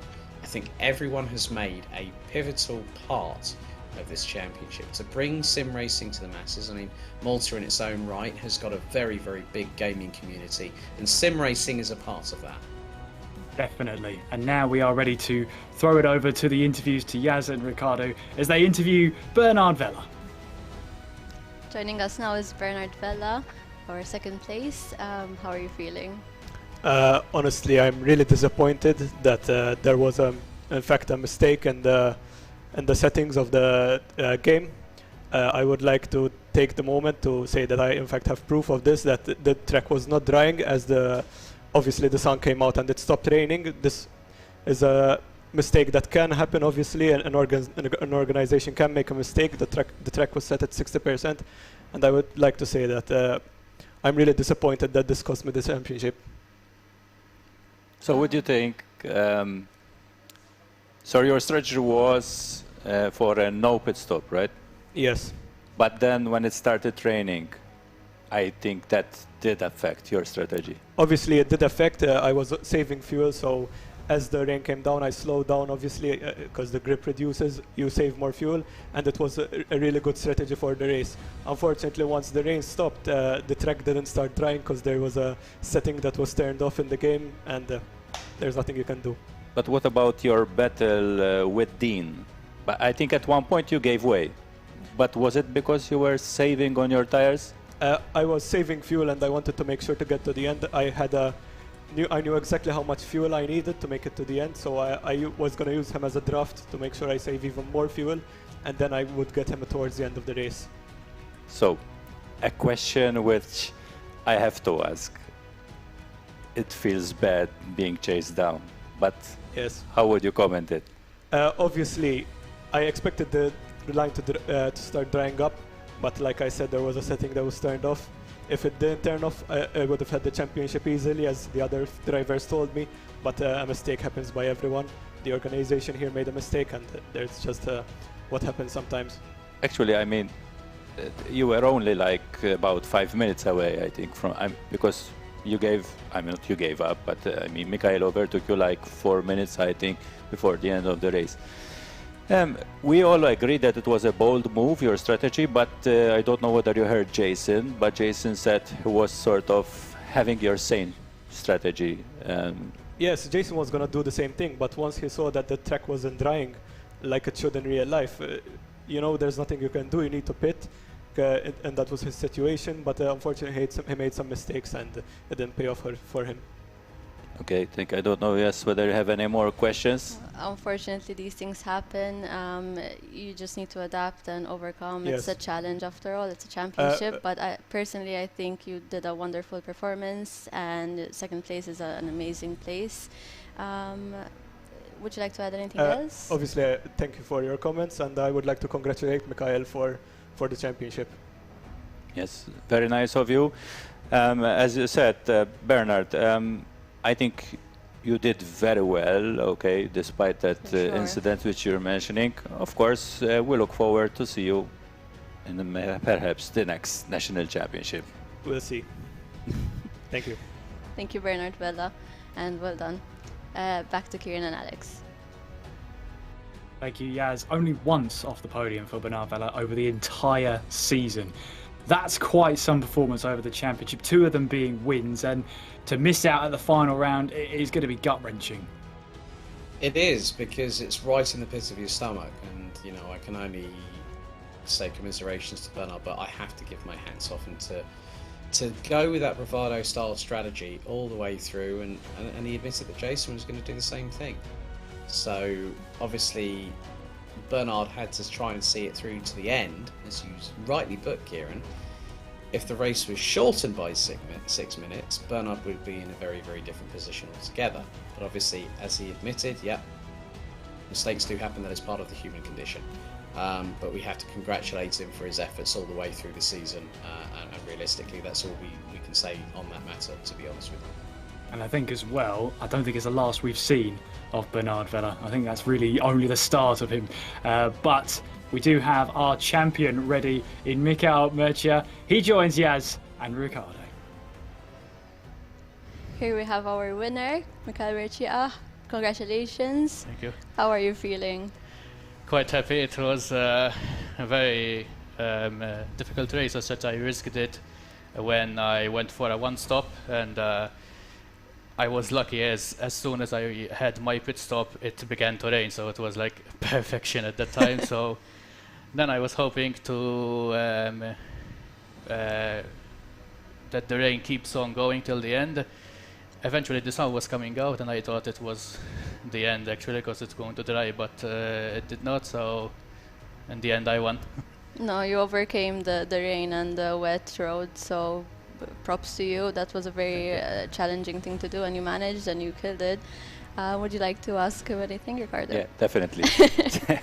No, I mean, let's talk a bit about strategy. So Bernard and Jason admitted they had the same strategy, basically, no stop race. So if I understood well, you had in mind to pit. Yeah, actually, I think that's why I said I risked it. I think there was no need to pit, and if it did not rain, I would have not had the chance to compete for the win. So as I said, I got really lucky with the rain, but yeah, that's what it's racing, so anything can happen. So that's why, I mean, that explains why you initially were so fast and were having such a big gap. Yeah, that's why I underfueled the car, like to have two same stints of this like low fuel. So that was my goal actually. So in the end, like I was waiting for the rain to come, and my second backup plan was actually to just fuel the car, not change tires, because I would waste more time in the pits. Since I had the big gap, I could afford, like I was going to come out maybe 10-11 seconds behind Bernard and Jason, so I could have fought for P3 if it did not rain, but it did, so that's why I think I got lucky. You had an excellent race, I would say. I mean, we were seeing the gap lap after lap, minute after minute, closing down all the time over Bernard, and then it was a matter of seconds that we overtake him, and of course get a well-deserved win, I would say. Yeah, as soon as I thought we were going to have rain earlier, so as soon as we did not have any rain at the beginning, I pushed as hard as I can. I know I had the advantage with lower fuel, and I basically just said whatever happens, happens now, like there's no coming back to it. So I got lucky with the rain, and that's what happens then. Unfortunately, as I saw the sun come out in the end, it did not dry, so that came to a huge favor for me. And also Bernard did not pit after the rain, so that also helped me, as I needed Jason to finish in P3 to be able to win the championship. So in the end it got very close. Okay, so let's be honest now. When did you feel that the race was yours? Not to mention the championship. I mean, I was always on edge all the time, like, and at the end, like with 6-7 minutes to go, I mean, technically, like from as soon as the rain stopped, like there was 16-17 minutes left of the race, and I was calculating how much the gap was dropping, like from 30 seconds to 26, 24, 22, and then at the end, like 6 minutes left, like, oh, I got close, and yes, like I had the chance, and seeing that he was, I think he stood and fought for P2, then I thought this is my chance, I have to push all out, and it came to my favor as I had the wet tires and the advantage at the end. Yes, I would like to congratulate you once again. Excellent drive, hands down. Well done. We have Mikael here, the National GT3 Championship. Yes, would you like to add something to this? I would just like to say my favorite part was the fact that you used the rain and the wet road to your advantage. Very well done to that. I would just like to ask a bit more of an emotional question rather than strategical. What does this win mean to you? And we saw you messaging a bit before. Who did you share your win with first? Yeah, like from now on, like it's working harder. Maybe next year we have the chance to represent Malta on the FIA Motorsport Games if obviously another championship happens and I get to be fighting for it again. Yeah, obviously I went on to message my friends, my family, my girlfriend, like thank you for their support, and like they have been very helpful to keep me calm, I think, to give me the extra motivation, to push me. Also Bernard and Jason, like they pushed me till the end. I know I had fierce competition, I think. So yeah, overall I think it is done now, champion. Very sweet. It's very emotional here in this room. I would like to congratulate you. Thank you. Very, very well done from myself and from everyone from Tour Pro Racing. Back to Kieran and Alex. Thank you very much, Yaz. And well, a very, really good performance. 4 wins from Michael Murcia across the season, and just shows you there that even with those 4 wins, it was a tough old championship, winning by a slim margin there. But fair play to him, you know. Sometimes you need a brush of that luck, of Lady Luck on your side, but when Lady Luck was there, it was there for Michael Murcia, and he took full advantage. Complete advantage. I think you know, he was away with the fishes at that particular point when he'd managed to put on the wet tyres. You know, a very, very shrewd strategy call from Michael Murcia to be one of the first drivers to pit. As soon as the rain came down, he was the first one in there. He just thought, you know what, it's wet. Track might evolve. I've got an opportunity here, and he made it work. And I think the thing was that because of the fact that the track was not drying, as Bernard said earlier, that gave Mikael the perfect opportunity. If Jason had not had that issue when he'd gone off through Ascari and had spun and the car nearly hit the barriers, I think he was very, very lucky with that. Was Jason, if I'm completely truthful here. But it was just the fact that Mikael was quick in free practice, Bernard Vella was quickest in qualifying. Mikael at one point was 8/10 off of qualifying pace, and that's on a fixed setup. That just shows the calibre of these drivers, especially Mikael. He was pushing, I think he got to within 6/10 of pole position in qualifying on a race pace. Now that says a lot about the quality of Michael Murcia, but you can't discount anybody else in this championship. The likes of Dean Vella, the likes of Bernard Vella, the likes of Jason Muscat, Sheldon Scott Muscat. Unfortunately, Lady Luck was not on his side. Unfortunately, the 4-leaf clover was not in the McLaren, and he ended up in the barriers very, very early on. I mean, before we saw them going through Cova Grande and the car was, you know, looking a bit skittish on the steering. It was actually happening going down into the Rettifilio chicane.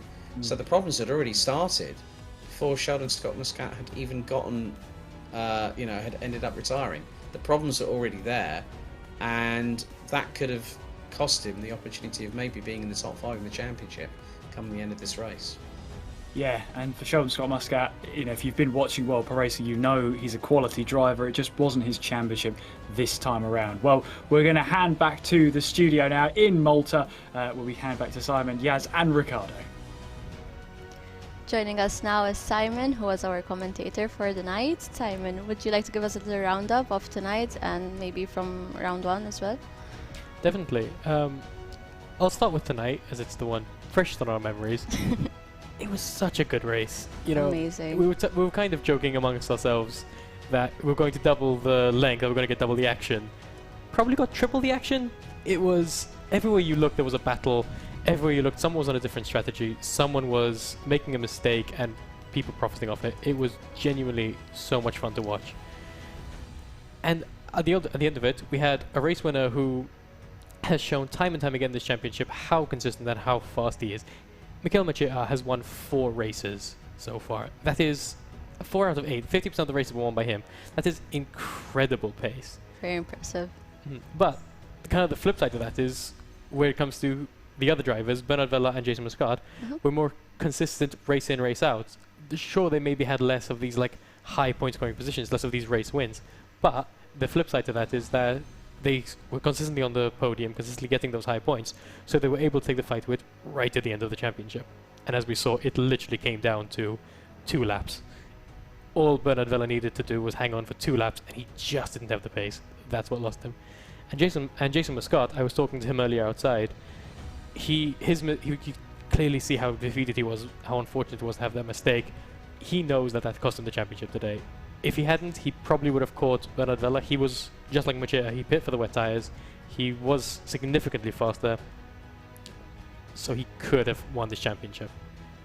On the whole, if you're looking at it in the big picture, I think Mikael Machia can be so proud of everything he's done. He's been on the pace every single race, and his worst performances have been better than some people's best, and that is a feat that very few drivers can say, not just in this series, but in racing in general. And and then if you look down the field, I'm talking Bernard Vella and Jason Muscat. By down the field, I mean a point down the field. They're 2 incredibly quality drivers. They have the pace, they have the speed, they know how to overtake, and they know how to defend.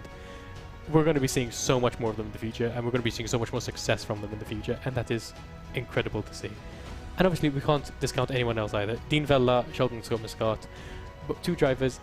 When they're on their day, they have the pace to challenge the top 2. Unfortunately, luck didn't get the best of them. They didn't manage to get those high-scoring positions they really needed. Dean Vella was good with very consistently on the podium, but luck today he made the mistake, took him out of the running. Very, very unfortunate. And if you look down to the field, this championship also shows how much growth can happen in just a few races. Today, Rizzo and Corral got 4th and 5th, which, if you had asked anyone at the first race, would have seemed inconceivable. But they had the pace, they were racing all the time. Every time we cut back to them, someone was making an incredible overtake. Again, strategy, the rain helped them, but it isn't Rizzo's first incredible performance. Last week, he again had a 5th place finish, so another example of just his steady improvement. He's going to get better. We're going to see him in more things, and he's going to be so, so good. Give him 6 months, he could probably win a championship like this. I agree. The same goes for everyone else. I agree 100%. Ricardo, would you like to give your thoughts on the final round? Well, yes. If I had to do assessment on today's drivers, I mean, I will pretty much agree with Simon. We already discussed before about Rizzo and his feet and the way he drove today, and considering also the fact that he doesn't has got a rig at home. So, I mean, considering everything, well done to him. If I had to say who was the driver who I liked today, surprisingly, it would be Gianluigi Corrao. I saw him very aggressive. He was reminding me of Daniel Ricciardo all the time. Well, being aggressive in today's race leads to mistakes, unless you really, I mean, drive well. I think that's what's penalized Corrao. But otherwise, I think he was very aggressive, full of energy in the race. Of course, I'm not going to comment on Muscat or Vella. Yes, Dean Vella was very unlucky. Same goes for Sheldon Scott Muscat. We already mentioned Bayer's over and over mistake about that braking point. But yes, in this sport and in this type of sport, I mean sim racing, you need to practice, practice, practice. And of course, you need also to know, learn, like braking points, the way you get into a turn, whether you have to go on the curbs, off the curbs. Each track has its particular... For sure. So, yes, I think today, as we also interviewed before, I mean, Jason Muscat and also Bernard Vella, hands down, I have to repeat, Mikael Machia definitely deserves the title, not just for today, but for the championship. Definitely. Of course, as you said, sorry, Simon. Yes, the other drivers, works in progress. I encourage, actually, anyone who is interested in the sports to take it up, if possible. Yes, one time you will be, as we saw, I think Foster was 3 laps behind. But he shouldn't give up. Practice makes perfect in the sport. Of course, you need, as I said, to learn the racing line, braking points, and everything. But one day you'll get there. I happen to know very well Jason Muscat. I know he's an excellent driver. And actually, I can really understand his disappointment today, because I'm pretty sure Jason could have won this championship. But as I said before, Mikhail did brilliant. So I'm not saying anything against that. Yeah, I agree with pretty much all your sentiments today. Racing is one of those sports you're either there or you're not. Unfortunately, this time he wasn't, but this is definitely not the last we've seen of him. It's definitely not going to be his last success. Or I'd say everyone in the top 4 has driven a race every single race, and everyone in the entire field has had their moments of pure brilliance. It's been such an incredible championship, and on to the next one. Like, come on, let's do this again. I want to do this tomorrow and every day. It's been so much fun. I would just like to ask a question. Both you and the commentators have, it's a bit of a spicy question. You mentioned luck a lot, but do you really think luck plays a factor in these types of championships? I think luck always plays a factor. You know, someone could make the case that if the rain hadn't come today, Bernard Vella might have won. You could make the exact same argument that actually he would have had to save too much fuel and Mikhail would have caught him up anyway. Luck isn't some dirty word in racing. Everything is based on luck. Obviously, the drivers are skillful. All of them have the talent to win this championship. It's a question of how good are you at applying that talent to every single race, how consistent you are when you're applying the talent, and if something happens that's out of your control, how good are you at bouncing back. We saw this, Jason Muscat had a win taken away from him in, I believe it was Mills Metro Park, because he had a penalty. Sure, it was his fault he got the penalty, but it's still unlucky that it happened.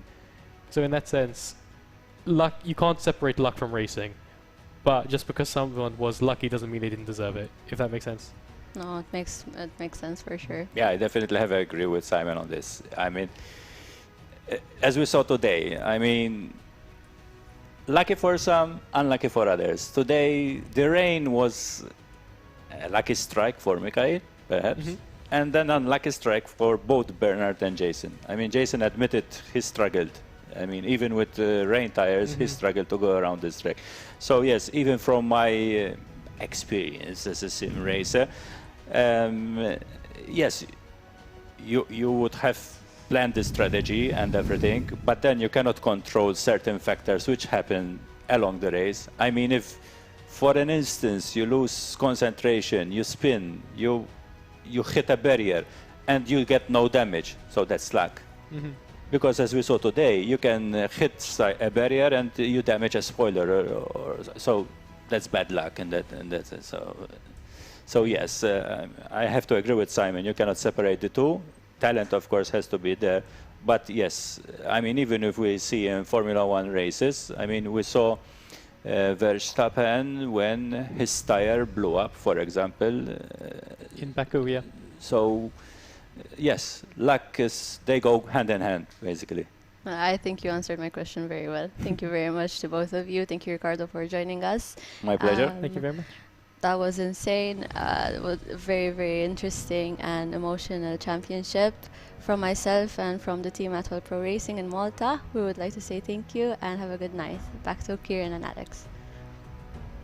Thank you very much, Yaz, and everyone in the studio down there who's worked so hard to make this series look as good as it actually was as well, Alex. It's been absolutely fantastic, and just seeing the development of the studio as well as we've gone through has been amazing to see as well. A big thank you to Yaz, Simon and Davidia for their fantastic skills all the way through. They've been absolutely a pleasure to work with, as well as our guests further down the line. Alex, we've crowned a champion. We've come to the end of what's been a fantastic championship, and I agree with Simon. Bring on the next one. Do it now. Yeah, well, a big thank you firstly to Enemed, who have fueled this championship. A big thank you to Gaming Malta, 3CX, 5FM, and also the Malta Motorsport Federation, established back in 2007. A big thank you to all our viewers over at TBM Sports in Malta, motorsport.tv, Esports Television that have also been broadcasting us live. We have to say a big thank you to R Factor 2 for providing a fantastic platform, providing us with some great cars in the form of the McLaren 720S GT3. And also, we can't, I mean, myself and Kieran, we can't thank World Pro Racing enough, where sim racing becomes real, and that really is it from us tonight. Don't forget, next week, HyperX Open Series Race 6 heads to Belgium, to Zolder, and that takes place around about the same time as we started tonight. So really, I think that's it from us. Goodbye for now. See you next time.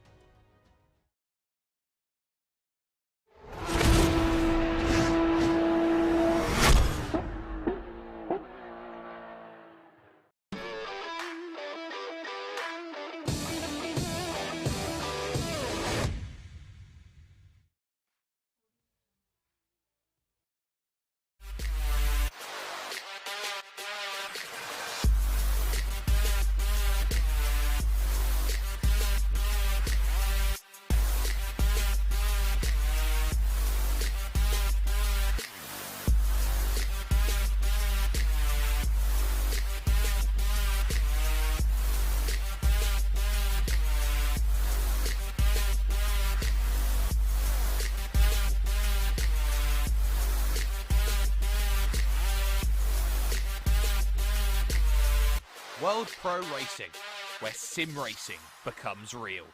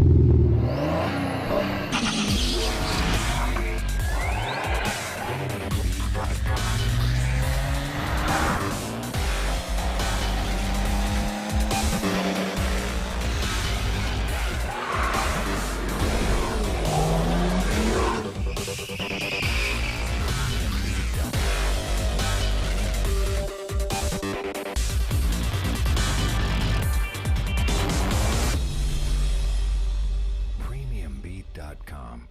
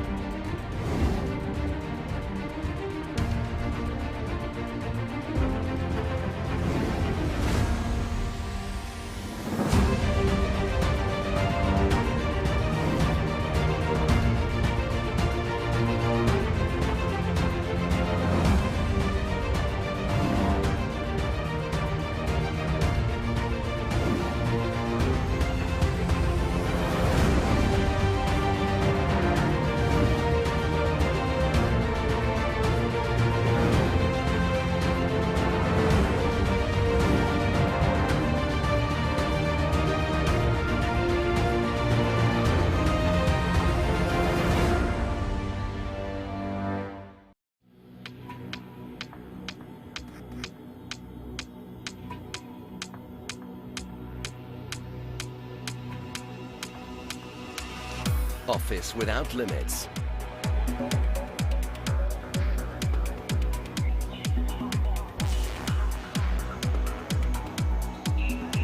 Slash your telco costs.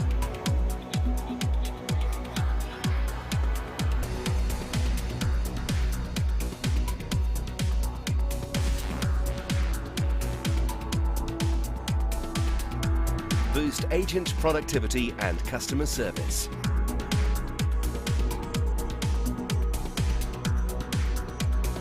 Web conferencing for all.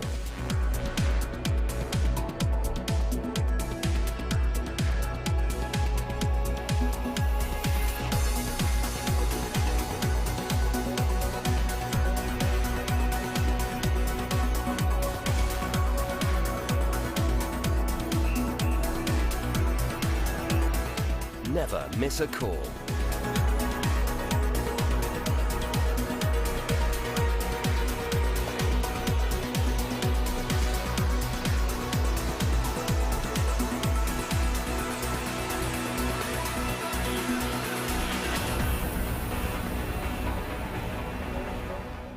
CX, everywhere you go, on premise or in the cloud.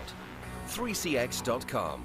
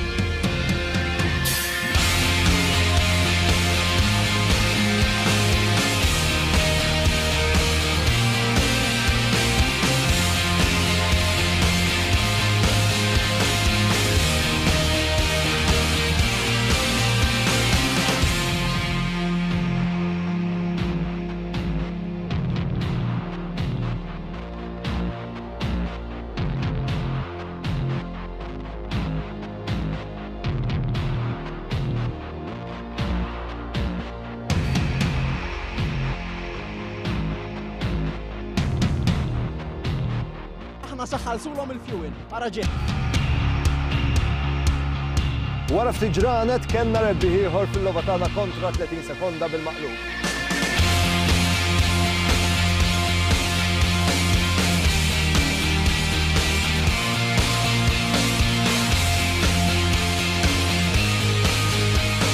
Suqu fuq ir-riserva xejdu le mhix se tieqaf.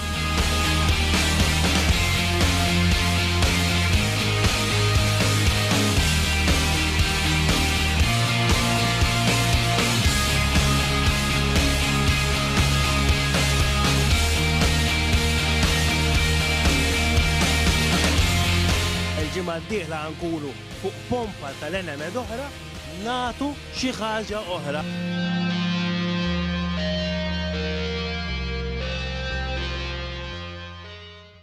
Senna was a god. No one could even dream to follow him. I'm from a very humble background. The role of women at that time were really difficult. It's just so dangerous. You're risking not only your life, but also my life.